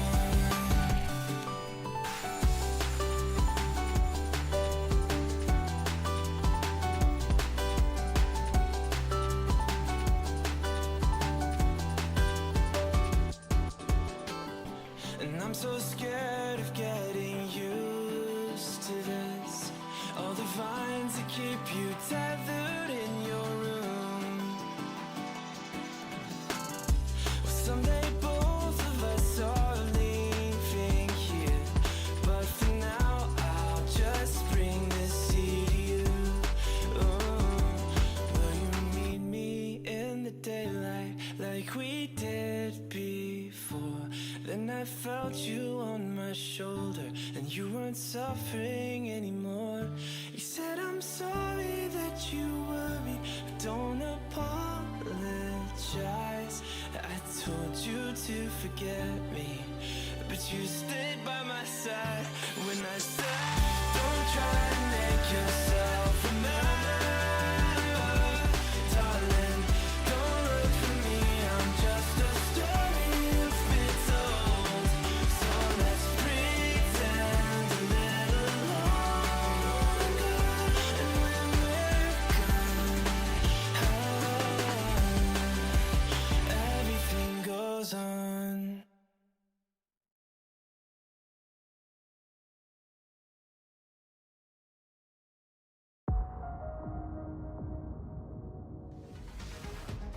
Welcome back, everybody, to the start of Game 4 of this Titan v Aegis Champions match.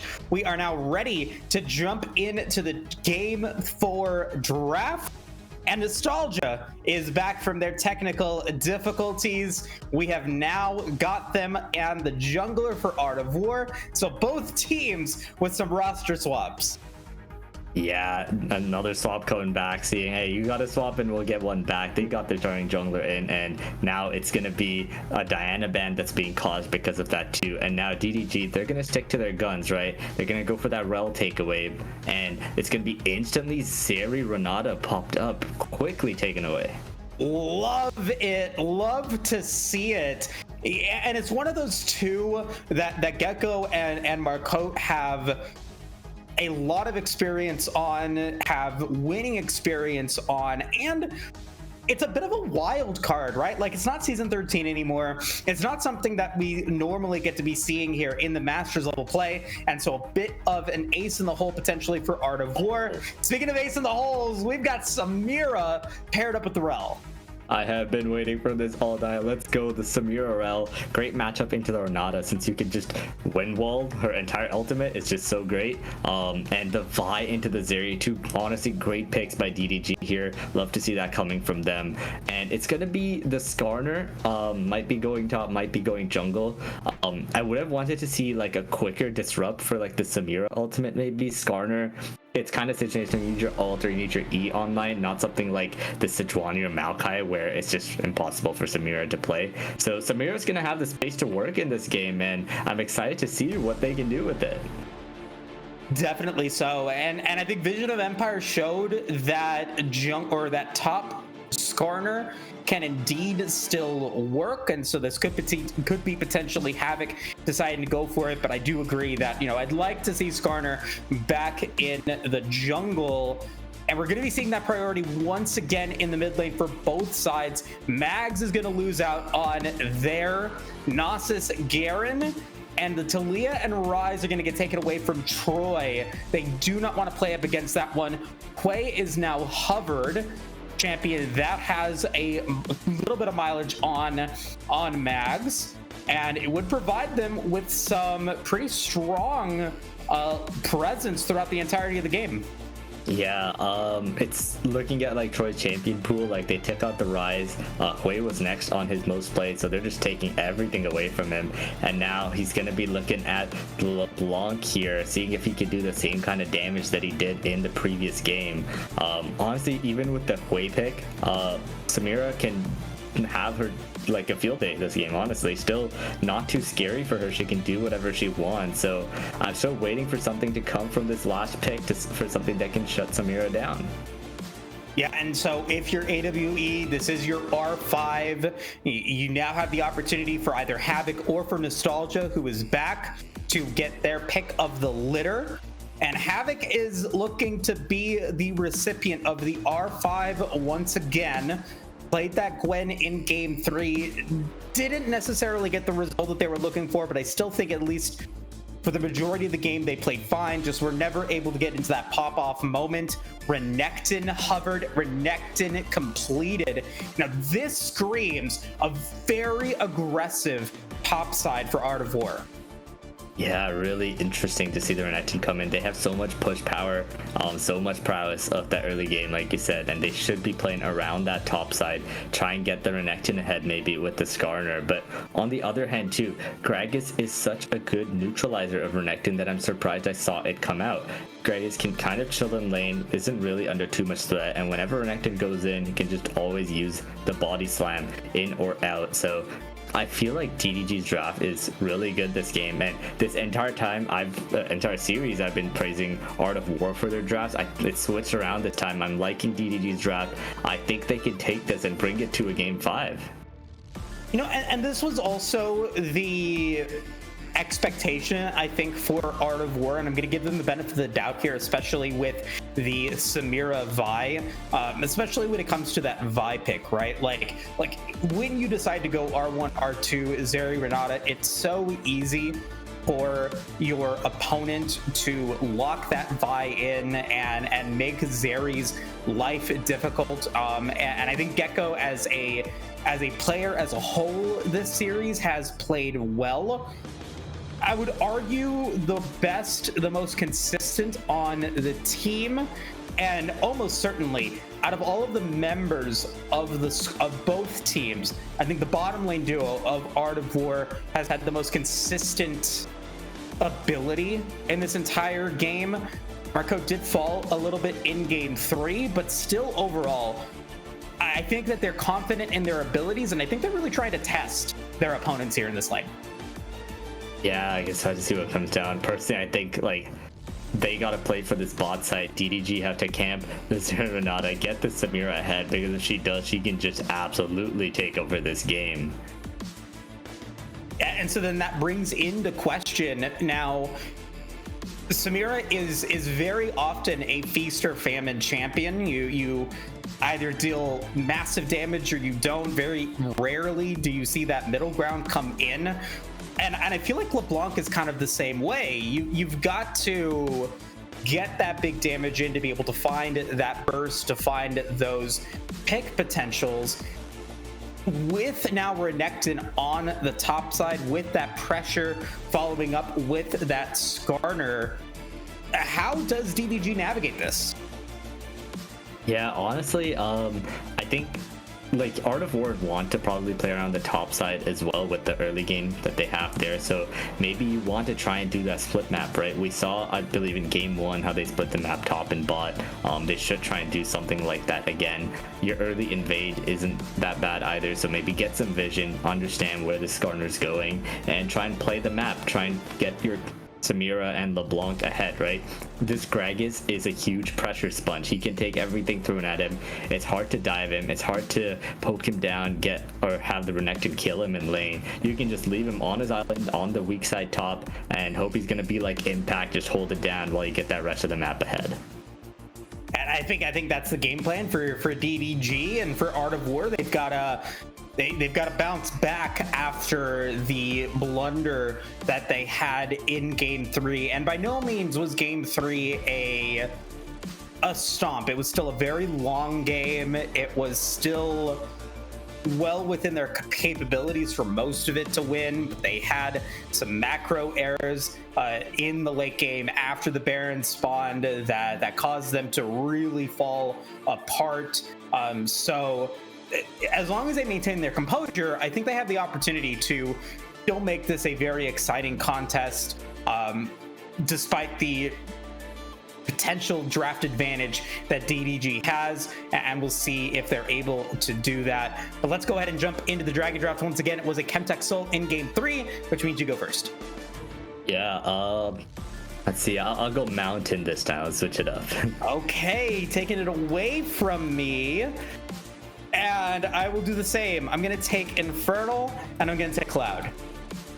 All right, I'll take the 2 new ones, then Hextech and Chemtech. Got it, which will leave me with Ocean. Folks, this is going to be a big representation of both of these teams. Troy getting subbed in for Neversaw, having a phenomenal game 3. Nostalgia, part of that championship winning team for Art of War, now coming in for game 4. This is really when the series starts to heat up. And so if you guys are watching this, if you guys have friends that like League of Legends, that are maybe trying to get into the competitive scene, send them a link to this channel, get them involved in the Twitch chat, have them follow, have them subscribe, and maybe have them involved in next season's festivities. But for now, we're going to take a break to get ourselves into game 4. We'll see you guys shortly.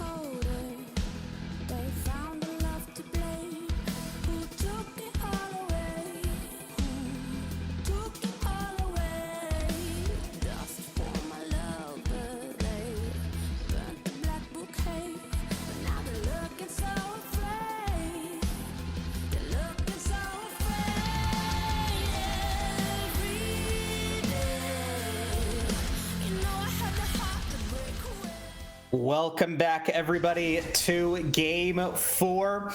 Art of War going to have Nostalgia back on the map. Going to be playing that Skarner in the jungle. Can Troy continue that success that they had in Game 3, or will Mags get their revenge with the Hui? A very exciting game, and no five-man shenanigans here, Karthik. It's going to be that 5-point start. Yeah, classic start. We're getting into the business end of this best of 5. The nerves are going to start settling in. The series is getting kind of long now. We'll have to see who ends up rising to the occasion here as we see, Mags lands an ability, GG.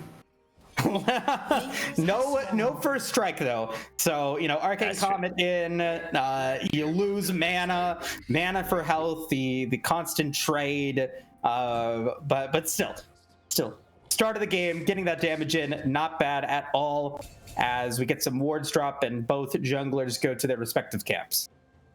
Yep, and looks like they're both going to be starting in the top side, so they might be meeting for a little bit of a scuttle crab fight, hopefully. And yeah, I really want to keep my eyes on the bot lane here, see how Branyfan can take advantage of the Samira. He's been hovering it, he's been asking for it, and finally he has it, so we'll see if he delivers. Definitely so, and I think there's pressure on Branyfan now. Played the Swain, played very well in both of those games. I don't know if they were necessarily the deciding factor, but most damage in Game 3, I think was second most damage in Game 2.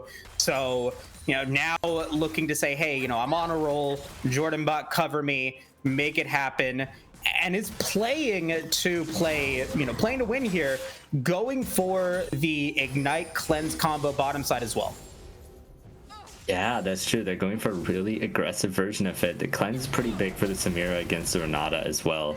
So yeah, we'll see. And looking at the mid lane a bit as well, in these early levels, Wei really has to try and, I think, get prio of the wave. LeBlanc has great trades. Oh my god, yeah. See, that's what Gragas can do into Renekton. It's so hard to play as Renekton. Extremely difficult. And we were talking about it in the break. You go for this R5 pick. You go for the the spicy play, and now you might get punished here as Mags is gonna be in trouble. It's first blood. Troy has to use flash though, so it's 2 flashes for first blood. Yeah, I mean, I like the read from Evil Lobster. I love going for the flash at the end of the queue to predict. A little bit of a weird timing, but in the end, Havoc he's taking a lot of minion damage. This is not a good spot for him. Not at all. And DDG hitting the ground running there in the top lane. Vision of Empire, very little mana. Maybe not going to go for a low health bar Havoc, especially with the Q healing available. And so Havoc, I think, comfortable staying in lane. And yes, you do get a lot of damage out of Havoc, but since Havoc has a strong resource bar and unlimited resource bar, Vision of Empire's got to be careful. Yeah, and now both junglers looking to contest the top scuttle here. Nostalgia has the advantage in mid, so it's looking to be his with Vision of Empire having no mana. Oh, great cancel by Havoc there, just not letting Gragas recall, keeping him on that low mana bar. Yeah, and now Wave pushing forward as well. There's going to have to be some cleanup on top lane for Vision. Going to have to use that teleport. Is going to be forced into a very, very unsavory back. Havoc does have Rage again. Could potentially go for a play here. It would be very risky. No. Vision of Empire going to stay in lane once again. Going to drop some casts. He does not want to lose that cannon minion. Will be able to get it. But that wave is pushing forward, and there's no jungle support right now. Havoc, I think, very expertly is able to find a way to make that Renekton work, and now has almost, not double CS, but 2 wave plus. Yeah, pretty good. Gragas was playing a lot for the poke, but incidentally, he wasn't really farming, I guess, as he's already 10 CS down. So Havoc, despite getting low, playing his limits well, making sure to get all the CS. Nice route landing onto Mags, who is being very threatened in this lane. Dark Seal taken by Troy as well. You know, very confident in their abilities. We'll see if that's overconfidence, as Marcotte is going to be a little bit too far forward. Nice handshake to be able to get under tower, but has to use flash. Ignite going to be expended there by Jordan Bot. Yeah, that's really good, making Marco vulnerable to future ganks from Evil Lobster here. Great all-in from the Samira rel. You can see the volatility of the combo too. Samira passive really allowing her to follow up so easily on Jordan's engages, as they can, oh, great poke by Troy once again.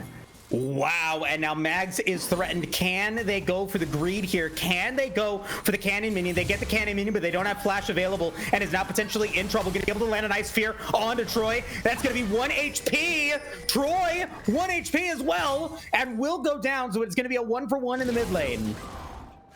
Yep, and you can see Havoc here looking for a little bit of a duel, but oh, barrel missed.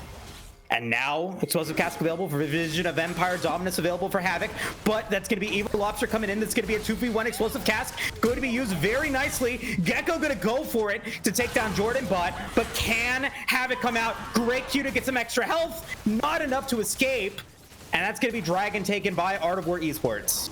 Yeah, Havoc just fighting on the weak side. He knows his team's on Dragon, which means Vi's probably near Scuttle at least, or sorry, near the grub. So Vi just comes up, helps pick up the kill, and Havoc just severely punished. However, lots of damage taken. Mags does not land QW combo there, but does get some damage in on Evil Lobster, who's unable to complete the Void Grubs. Nostalgia now coming in with Marcotte. They want to try to get those. They want to avoid the 6 Void Grub stack for DDG that maybe cost them some towers and inevitably the game last match. And they're going to deny that here. They'll get 1 at least. Yep, they're going to grab that up right now, as Branny Fan just getting plates in this bot lane, continuing to get ahead. There's not too much of a dive angle onto the Zeri here, as the wave is going to thin out. Pretty hard to dive the Zeri with her dash. It's hard to land the ability with the rel, but he is going to respect it, going to back off. Yeah, and I think so as well. We do have Marcotte on the way. Level 6 is available for Gecko. Doesn't land the slow onto Jordan Bot, but all of that time, that pressure to be able to get those Void Grubs in top lane is going to result in a slight CS lead for Branny Fan. Cleanse still available. Yep. And just looking at this mid lane again, Troy is picking up quite the CS lead here, 65 to 50, about a kill's worth of CS ahead right now. Gonna shrink down a little bit after that wave crashes, but Max not really having a good time on the way here, as LeBlanc is doing very well into it so far. And it's also going to be blue buff taken away from Nostalgia. Marcotte is going to find everyone there, and they're going to try to back under tower. And Troy is going to put a lot of damage in on the Mags once again. Level 7 to level 7. But Nostalgia is going to be coming in as a fight. It commences. Oh boy, that's a double impale. And that's going to be the smite landing from Evil Lobster. Nostalgia still going to be in trouble though. Going to be Force of Flash. Season Assist coming in on to Gecko. And that's going to be Gecko being able to take out Evil Lobster. That's going to be a lot of damage. But there was a lot of time coming in, and Mags is going to be able to take out Jordan Bot, but now Troy is there, going to find the Ethereal Chains, and will get the Ethereal Chains onto Mags. And so overall, a 2-for-2 exchange. Bottom lane goes down. Yeah, Havoc's also, oh my god, Marcotte almost goes down here as Havoc pops the ult, but Vision can, I think, just walk away. We'll see. Oh, Nostalgia. Oh! Corner div, both of them end up going down, I think, from the red buff in the end, as Evil Lobster going for the enemy blue. That fight was so close, but I honestly, Havoc in trouble. No, Havoc, you might be down, going to be forced to use Flash, going to get hit by the body slam. Vision of Empire will now be 2-0-0. Yep, great pick once again there. I was saying that fight was so close there, and it's pretty big actually that Geico didn't get his ult off on. Oh, I'm gonna be saving the ward here. Mags is in a bit of trouble, as here's Troy. Yeah, Ethereal Chain's gonna land once again. Mags is dead. Jordanbot will take the kill, but it is now an 8-6 kill spread, and we're just 10 minutes into the game. This LeBlanc is gonna be so scary, man. Mags basically cannot live in this lane. LeBlanc can just walk up whenever she wants for some trades, and Mags hasn't been able to get the fear whenever LeBlanc dashes in, so Troy has been doing a good job being sure to get those advantage trades, and Hui's gonna lose out on a little bit of a wave here. Nostalgia. I mean, it's so hard to gank Troy too. Yeah, and they're going to be able to escape just fine. Evil Lobster is there with the cease and desist available in just a moment.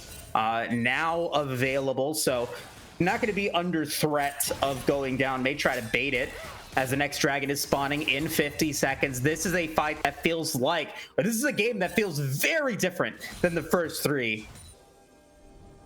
Exactly, and now you see a play maybe being made in the spot lane as Marco is looking with Skarner behind her.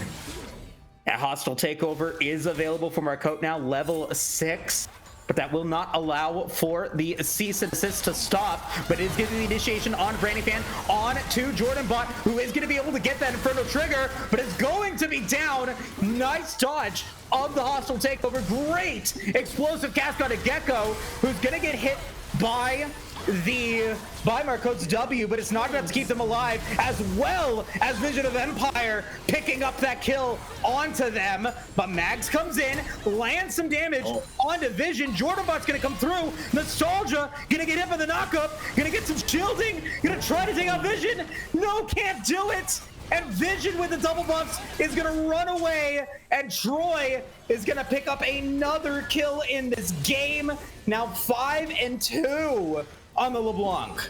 Yeah, the janitor comes in for the cleanup as Troy picks up another kill, as Brandyfan now going into the top lane to pick up that big wave. Havoc not going to be able to finish up that top tower.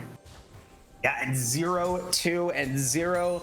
It's unfortunately feeling like another R5 that was just unable to equate to that dominance that you were looking for. Troy, nice distortion, able to get away from Marcotte, and Gecko going to be able to waltz right out with the R proc as well, so no harm done there. And in the top lane, I'm going to see 3 members of DDG look to go for the next round of Void Grubs. Distortions again from Troy, going to be able to get under tower, going to be able to get the Luden's Revolver. And now that's going to be a huge power spike for DDG. 4 Void Grubs, very good on Brandyfan. Even Troy and Vision of Empire, once they get into the side lanes, both have teleport. So I think both teams happy with the trade now that Chemtech Drake was taken. The Oceans will bring life once again. And that is going to be me once again, Karthik. We got a fight in the mid lane. Jordanbot going to get hit by the handshake, going to be brought back into this fight. Nostalgia does have the Impale available. Troy to use it. And that's going to be enough for Nostalgia to be able to pick up their 5th kill of the game. 5-2-4 on a Skarner. Yeah, popping off. Unfortunately, Max not able to pick up the kill. He's really needing something still. Doesn't have the first item as Vision of Empire doing the Gragas combo. 5-0 on the pick. Oh my word. Vision is killing it here on the Gragas. And if this game does go to game 5, I wonder if you give Havoc, R4, and then give maybe Mags the opportunity to go for something different, R5, get that counter pick against Troy. But that's if we go to game 5. For now, though, we're going to see a fight in on to Mags once again from Troy under tower. Demolish proc going to land, but Nostalgia is here, going to be able to land the stun in on Vision of Empire, who's looking to potentially pick up this kill. This would be a big shutdown for the Skarner if they're able to get it, and it looks like they are going to attempt it. They do. That's a 700 gold bounty going into Skarner's pocket. That's actually pretty big. Of all the people to get fed, Skarner is actually kind of hard to deal with for the side of DDG, right? You've got Samira and LeBlanc, and while they can just one-shot Hui or Zeri or Renata, it's kind of hard for them to deal with the Skarner. So if Nostalgia plays it well, which he has clearly been already, then if he can zone well, keep Troy away, then that might be the avenue for Art of War Esports to get back into this game. And no disrespect to Marcotte in the AML, finals, played an impressive series, and really was a difference maker for the squad. I thought Nostalgia was playing exceptionally well on their own. They were my pick for finals MVP. Got beaten out by the rest of the production team there, but I mean, we're seeing that come in, but now they might be in trouble. Going to be a teleport coming in from Havoc, who does have the dominance, but Mags is gone. Jordan Bot is going to fall as well to make it a 1-for-1, and Gecko will be able to pick up their 4th kill of the game. Havoc wants this one against Troy, expending teleport for this engagement, but no, unable to get it. Nostalgia does not land their ultimate this time, and I think I don't know, because 1 in 6, 1 in 6 versus 1 in 4. Neither one of those champions going to be worth a lot. Yeah, and getting the LeBlanc flash at least is something as Vision picks up this top turret. Like, they need to get this LeBlanc bounty. Zeri has been picking up a couple kills here and there, so she's now 4-2, especially when she's going to be able to finish that second item. She's really going to come online in this game. Renata's going to help keep her alive against the Vi, as now you can see Nostalgia grabbing that hard steel stack. He just destroys the Samira. It's so hard for them to kill Nostalgia this game, actually. Yeah, that is going to now be Nostalgia maybe in trouble. Does not have ultimate available. Explosive Cast does not go the direction that they're looking for, but Vision of Empire going to go in, going to be forced to flash away. Tower still available, so I'm going to be confident to stay alive, and for Art of War, not feeling it, going to let everyone fall, but they will get the tower as a consolation prize. Yep, Zeri picking up the gold for that mid tower as well for the local gold. She's really going to be online. I wouldn't be surprised if she finishes her item. I think she should be able to here. Yep, the Navori Flicker Blades are online for her, and she's going to be a lot stronger in this team fight. She's going to be a lot more slippery with the Flicker Blades build as well. It's going to be pretty hard for Evil Lobster to play this game, I feel like. Rough for sure, and I think, good adaptation there. I said it in drafts. They knew at the Vi was an option, and they're going to now, see if Evil Lobster can commit and get those kills onto Gecko. 4, 2, and 3 is a respectable stat line, is going to be a threat, and a threat right now that AWE has for this next dragon fight is an Ocean Soul point. If they are able to pick this one up, I think that DDG has to respect it. Yeah, and the key thing is Troy does not have flash for this game. So if they can lock him down, if they can get the kill on Troy while their carries are still alive, I think they have won the fight. Personally, like, Nostalgia is not dying right now. He is way too strong. He's hit his 2-item power spike. I think it's smart for them to give up this dragon and go for a play top line. Max should be dead here. Yeah, and with that ethereal change, Vision of Empire will secure the kill and is going for a burst AP, not a tanky boy, or well, tanky enough, for a top laner for sure, but Seraph's Embrace, Seeker's Arm Guard, you're gonna be packing a punch. Yeah, this Mags is a little bit used to this game with having to play against LeBlanc in lane, and I think he's gonna have to eventually pick up the items, eventually start doing some damage here and there, but it'll be a while before that, honestly. He needs to get to at least 2 items in 5 minutes from now. Back's going to be coming in from Nostalgia. They're not going to complete it, but Vision of Empire now potentially in trouble. Ultimate is available, and they're going to land it onto Vision, who has no flash. Who gets the kill? Who's going to get it? It's Havoc picking up their first of the game. Yeah, pretty good person to get it on as they threaten this bot tower, but LeBlanc is back top, Vi is ulting in, and Mags is going down to the grave. And I don't know if you commit for that, because look at what's happening bottom side. 4 members of AWE will take that inner tower. We are going to see those alert pings going into the top side. Herald getting taken. The Rift Herald that was traded for Dragon Inhibitor Tower is now down and exposed. Havoc is going to back, and you're going to see the pilot from Evil Lobster to potentially get that into the mid lane. Oh, doesn't have their driver's license. Maybe that's a hard one to hit, to be fair. yeah, but would have been cool if it happened. Yeah. But yeah, good trade there, using the Herald to their advantage, actually crack open the base of Art of War, as now Nostalgia getting Jordan's flash here. I must say, Nostalgia's Skarner has been on point. This guy has crazy E angles, gets so many ganks off, and is really proving why he is the starting jungler for this amazing team. Definitely so. And, you know, has the Sterak's gauge unlocked, 194 stacks on the Heartsteel as well. That's not a bad stat line as we enter into the Baron phase. 3 minutes remaining until that Ocean Drake spawns. It would be Soul for AWE. I don't know if it's the most impactful Soul for them, however. Yeah, Ocean Soul is not the best, as currently DDG is very burst reliant, so honestly I feel like it is one of the worst souls for them to have right now, and it doesn't really mean much. So, you know, it might be a little sandbagging, but I feel like you might just give over some dragons, just not contest them on purpose, try and get CS and lead somewhere else, so that you delay this Elder. You delay and get your Hui and Zeri a little bit more online, and Skarner's just going to continue to scale with his Heartsteel stacks too. Yeah, 194 on that one. No big trades or exchanges as of yet. That last trade does leave the top inhibitor exposed. That is going to have to be something that AWE pays attention to for the remainder of this game. The only silver lining is that it is top side, and so if they do go for that strategy, if they do try to sandbag some of these dragons, an inhibitor going down topside isn't necessarily the worst thing in the world. You're close to Baron and you have the opportunity to contest it, but you have to have Baron available in order for that to come through.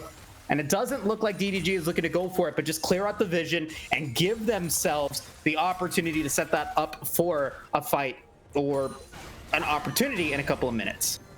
Yeah, and as this game goes on, this LeBlanc is gonna continue to be a pest on that side lane. Oh, Nostalgia gets the hit.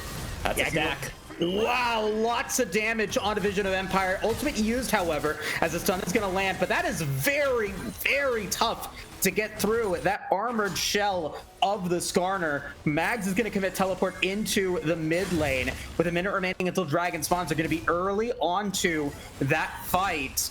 And now, you know, I gotta ask you again, is it more impactful for them to go for the Dragon fight, or is it more impactful for them to go for Baron? I think Baron is more impactful as well as easier to secure as well, because it's like facing their side of the rift. But yeah, Dragon is just like quick and easy to pick up, so they might just go for the soul.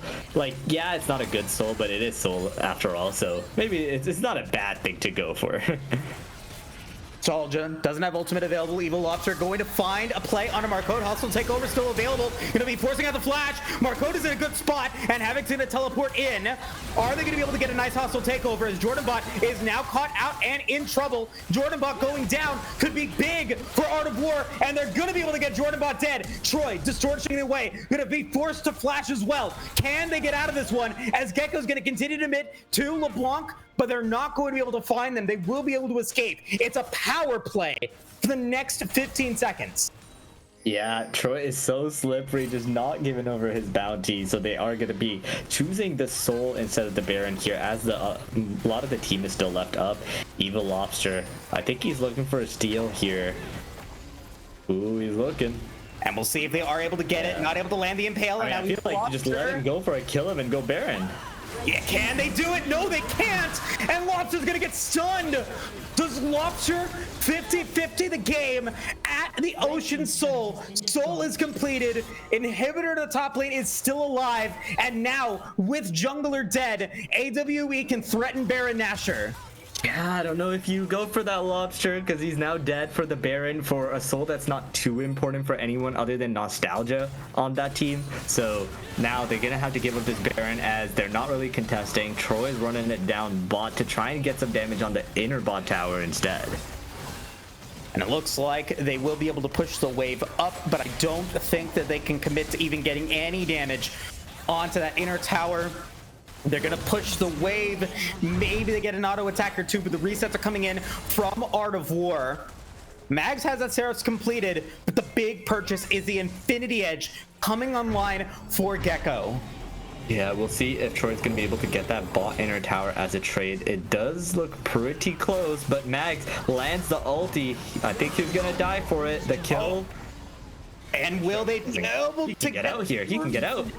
Will they get the revenge? Who gets the revenge? It's Havoc, who avenges Max, who has had such a tough game, and now we got to play in the mid lane. Marcotte has the extra healing from that Ocean Soul, gonna be relatively alive. Brandy Fan can't do anything to stop the wave of Art of War Esports. Flash has to be used by Vision of Empire to avoid the slow from Zeri's W. And this is going to be Art of War now looking to go for the victory march into the mid lane. 2 members are dead, one of them being Troy, who sells the Magi's, loses 10 stacks on it, and is now looking to potentially come back and clean it up in 10 seconds. Yeah, and we're gonna have to see if this is going to be the last stand of Drop Dead Gaming here as they take down the tower. They've cracked the base, they've cracked the inhib, and they're gonna take it here. Maybe just gonna take a reset, gonna take it nice and easy as they are on their march to victory.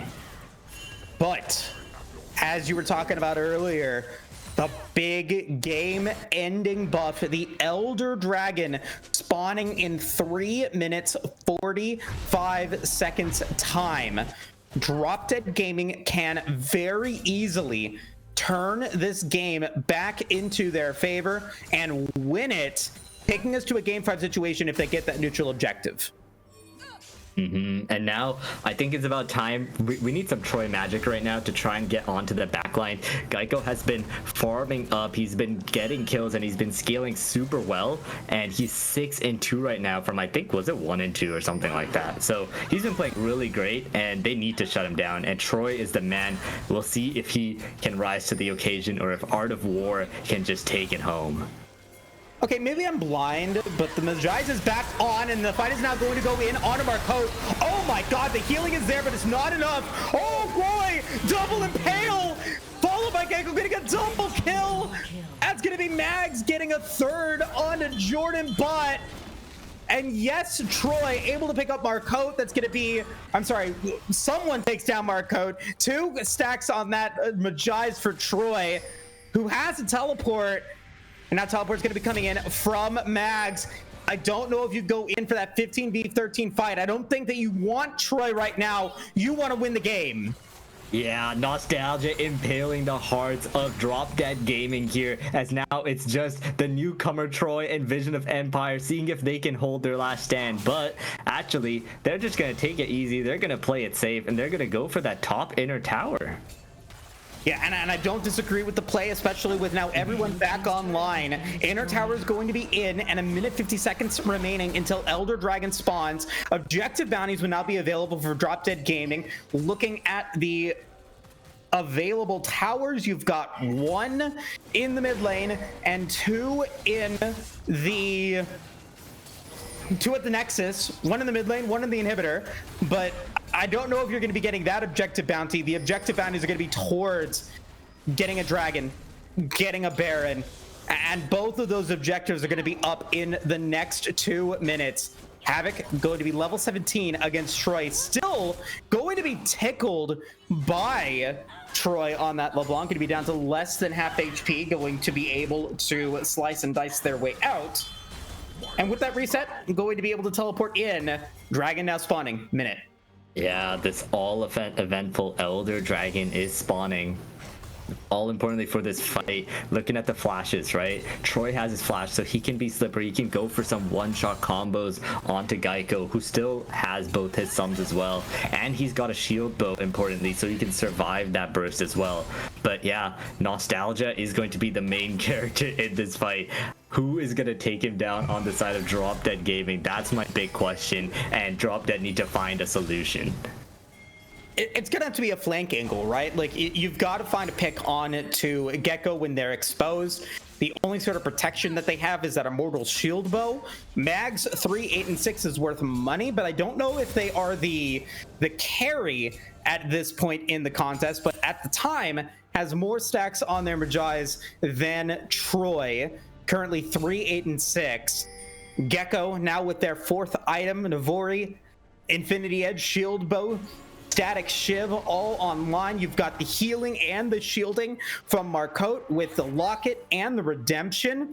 And you're going to have the opportunity to go for river control first. Havoc going to be going up against Troy in the top lane. Going to be able to get that stun. That's going to be clone completed. Teleport going to be used by Vision of Empire in the top lane. This has to be a win for them. Havoc gets the kill onto Troy.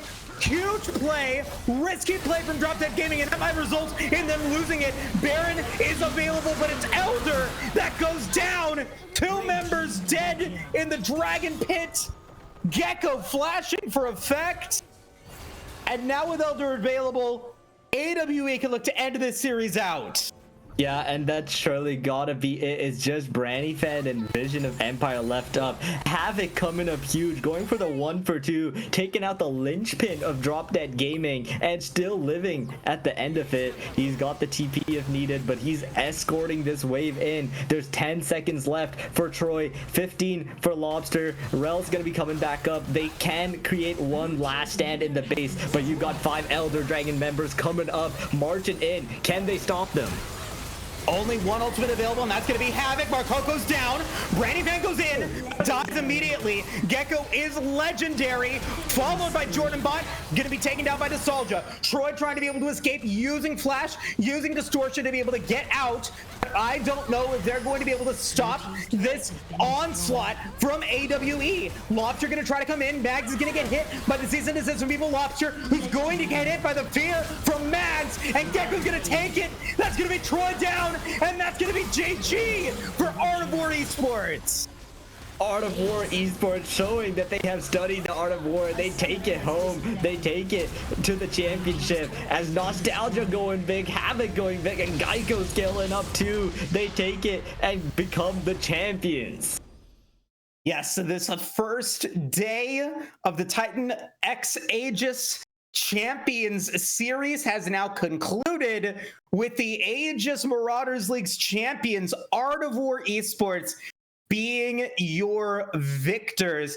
An exciting series for sure. And with the addition of Troy, very close in games 3 and 4.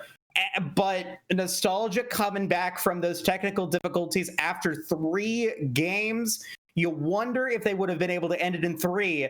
I don't know, though, because Laundry played phenomenal in those first 2 as that Udyr. It feels like maybe just an apples to oranges comparison, but Aegis, you're champions of this battle. Yeah, I mean, yeah, you're right. He played amazing. The Udyr was really great, but as amazing as he played, Nostalgia still took it to the next level. His Skarner basically won them the game. I think all hope was kind of looking lost with Troy being so strong in that early to mid game, and suddenly you got this super tank just walking on in. He's like, no one can touch me, no one can kill me. I will zone off all 5 of you if I have to, and he brought that game back for them. He started the fights, and Geico got that space to scale up and ended this game 13-2. And just like that, you know, Marcotte with some great peel, and even the Hui, right? He was never out of that game. He still came back, dealt the damage, and Havoc, of course, that crazy base defense in the top lane with the 1v2 to secure the win. All 5 of these members, they deserve the win in this best of 5 series. They are the champions. Yeah, I got to shout out Nostalgia once again. You know, not a 24 out of 27 kill participation on that Skarner. That is no small feat.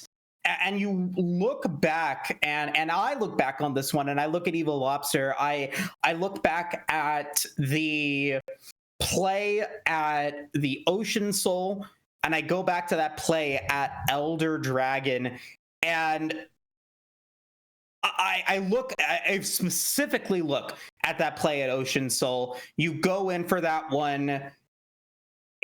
Was that what cost them the game in series?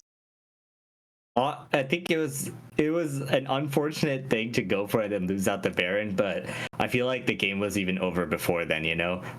Troy got a great lead. He got the way behind, but he wasn't really able to transition it too much. the bot lane of Art of War was able to stay safe throughout the game, you know, and a big part of that was the peel from the rest of their team. But Troy, hey, he played great as a sub coming in, no fault to him at all. But in the end, the rest of the team wasn't able to really do too much. The Vi cannot kill the Zeri, which means the Vi is not doing his job, is kind of useless in the game. And in the end, you know, Art of War all just played so well and really brought it back. Very impressive performance coming in from, I think, all of the players. Thank you to all of the players for participating in this one. But round one, gonna go towards the way of Art of War Esports, your champions of the Aegis Marauders League, winning out this set of 3 series between these two teams, 2-1 at the end of the day. We're gonna take a quick break. When we return, got Gecko coming in for a post-game interview.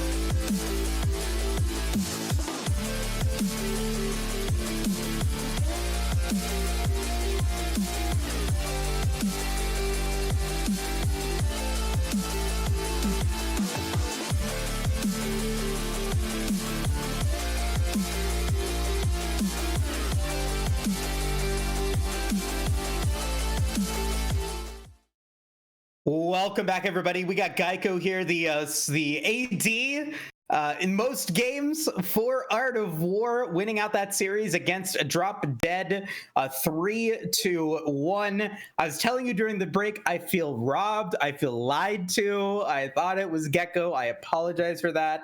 I've been so adamant this series. But hey, Geico, congratulations on the win. Thank you. Thank you.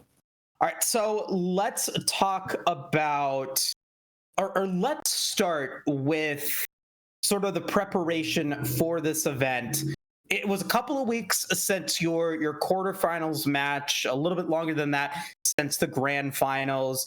Did that prepare you for this series, or were you already feeling like this was going to be in the bag? Well, you know, obviously we've played like 2 series against DDG before, so we kind of knew their playstyle already and what they really liked to pick. So we didn't really change our bans or our picks from when we played them in quarterfinals in Aegis, to be honest with you. For sure. And so that then goes into your drafts. You had Marcotte on the Rel for the first 2 games, and then Alistair, and then Renata.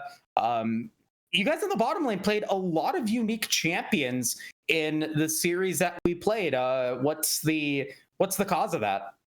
Well, so the first 2 games. Okay, so speaking for myself, I'm a newly fan of Anivia, wherever. Like, I'll just play that champion wherever.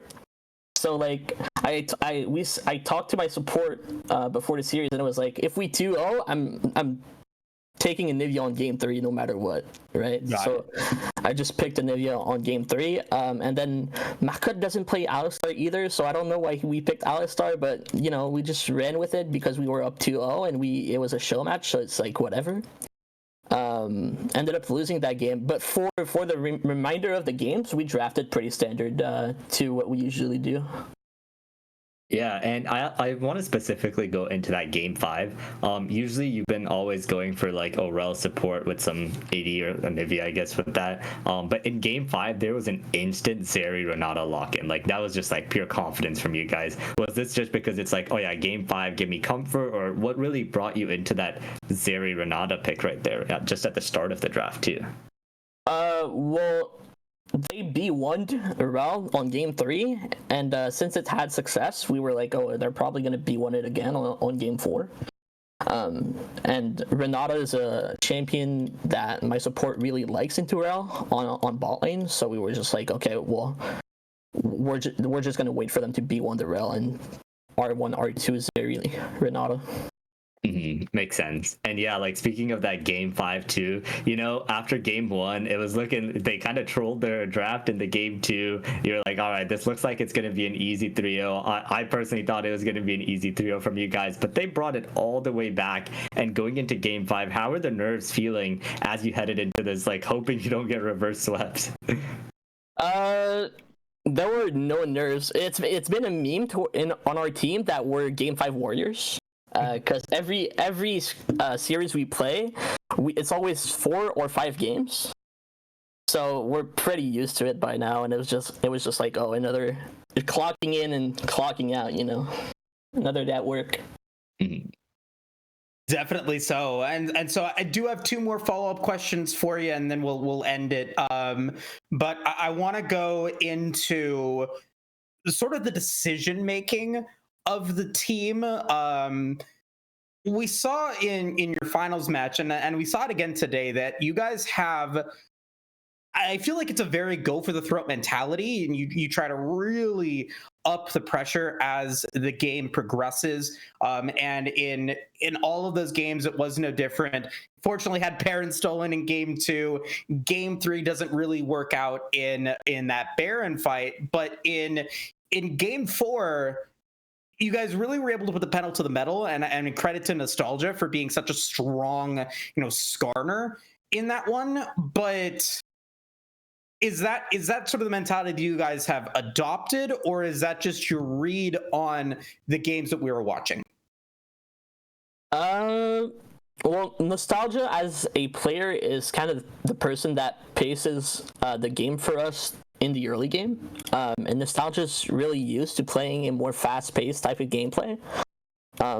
So we've kind of adopted this playstyle on our team where I'll just be left on an island, and my support will give up so many bot timers just to play with Nostalgia and match his pace, and I'll just pick up whatever crumbs are left, you know. So that's basically what we do every game. And we just play off of whatever Nostalgia is trying to do, and we try to help him towards that. Definitely so. And I saw that a lot, and we saw that a lot, especially as the series progressed, where your support was just not with you, and you had to play, like you said, on that island. And so let's go back to the quarterfinals. Let's go back to, Mags trying to call everyone out in their post-game interview. Doesn't have the best game 3 performance on the Smolder, struggles in game 4 on the Hwei. I want to give you the opportunity to I guess talk about the struggle of that and how you guys responded. Well, I think actually Max kind of like shot himself in the foot, because the game 3 and game 4 picks were really, really bad. And then we were on game 4 we were considering Hwei, and I was picking on draft law, and I was like, Hwei to Vi, are you sure? And he was like, well, I have nothing better, so just pick me that. But it was like impossible for him to play, so I don't blame him for all the deaths. I appreciate you keeping it civil. I love Mags was great, and definitely brings some light into the AML. Has some fun moments for sure, and I appreciate you you doing what you do for him and for the team. But with that, you guys, win out in this series against DDG, end the summer split, at least for Aegis, on a very high note. You have any final follow-ups, any final words for the stream before we let you go? Yeah, shout out to my team, because this was probably our last series as 5. Because we're very, very likely not running it back as 5 next season. So shout out to them. Loved you all. And again, shout out to Aegis for hosting it. It was really fun. Awesome. Well, hey, thank you so much for stopping by. Congratulations on the series win. And like I said, whether you're in AML or you go up to ACL or whatever you do, best of luck in your next split. Thank you. Alrighty, folks, that is going to be it for the Aegis v Titan Champions match here for the 600 LP cap. Remember, for the next couple of weeks, we've got the Diamond cap, the Masters 100 cap, and the Emerald cap all coming in to keep the games and the excitement going. If you guys want to stay up to date on all of the action, please feel free to drop a follow and subscribe to the Twitch channel and join the Discord for all of the updates and all of the content that Aegis Esports provides, not just for League of Legends, but for Teamfight Tactics, Valorant, shooting games, whatever it is that they want to do as the fall 2024 split comes to you in the next couple of weeks. On behalf of everybody here at Aegis Esports, thank you so much for watching, and I'll see you guys next time. Take care. Yeah.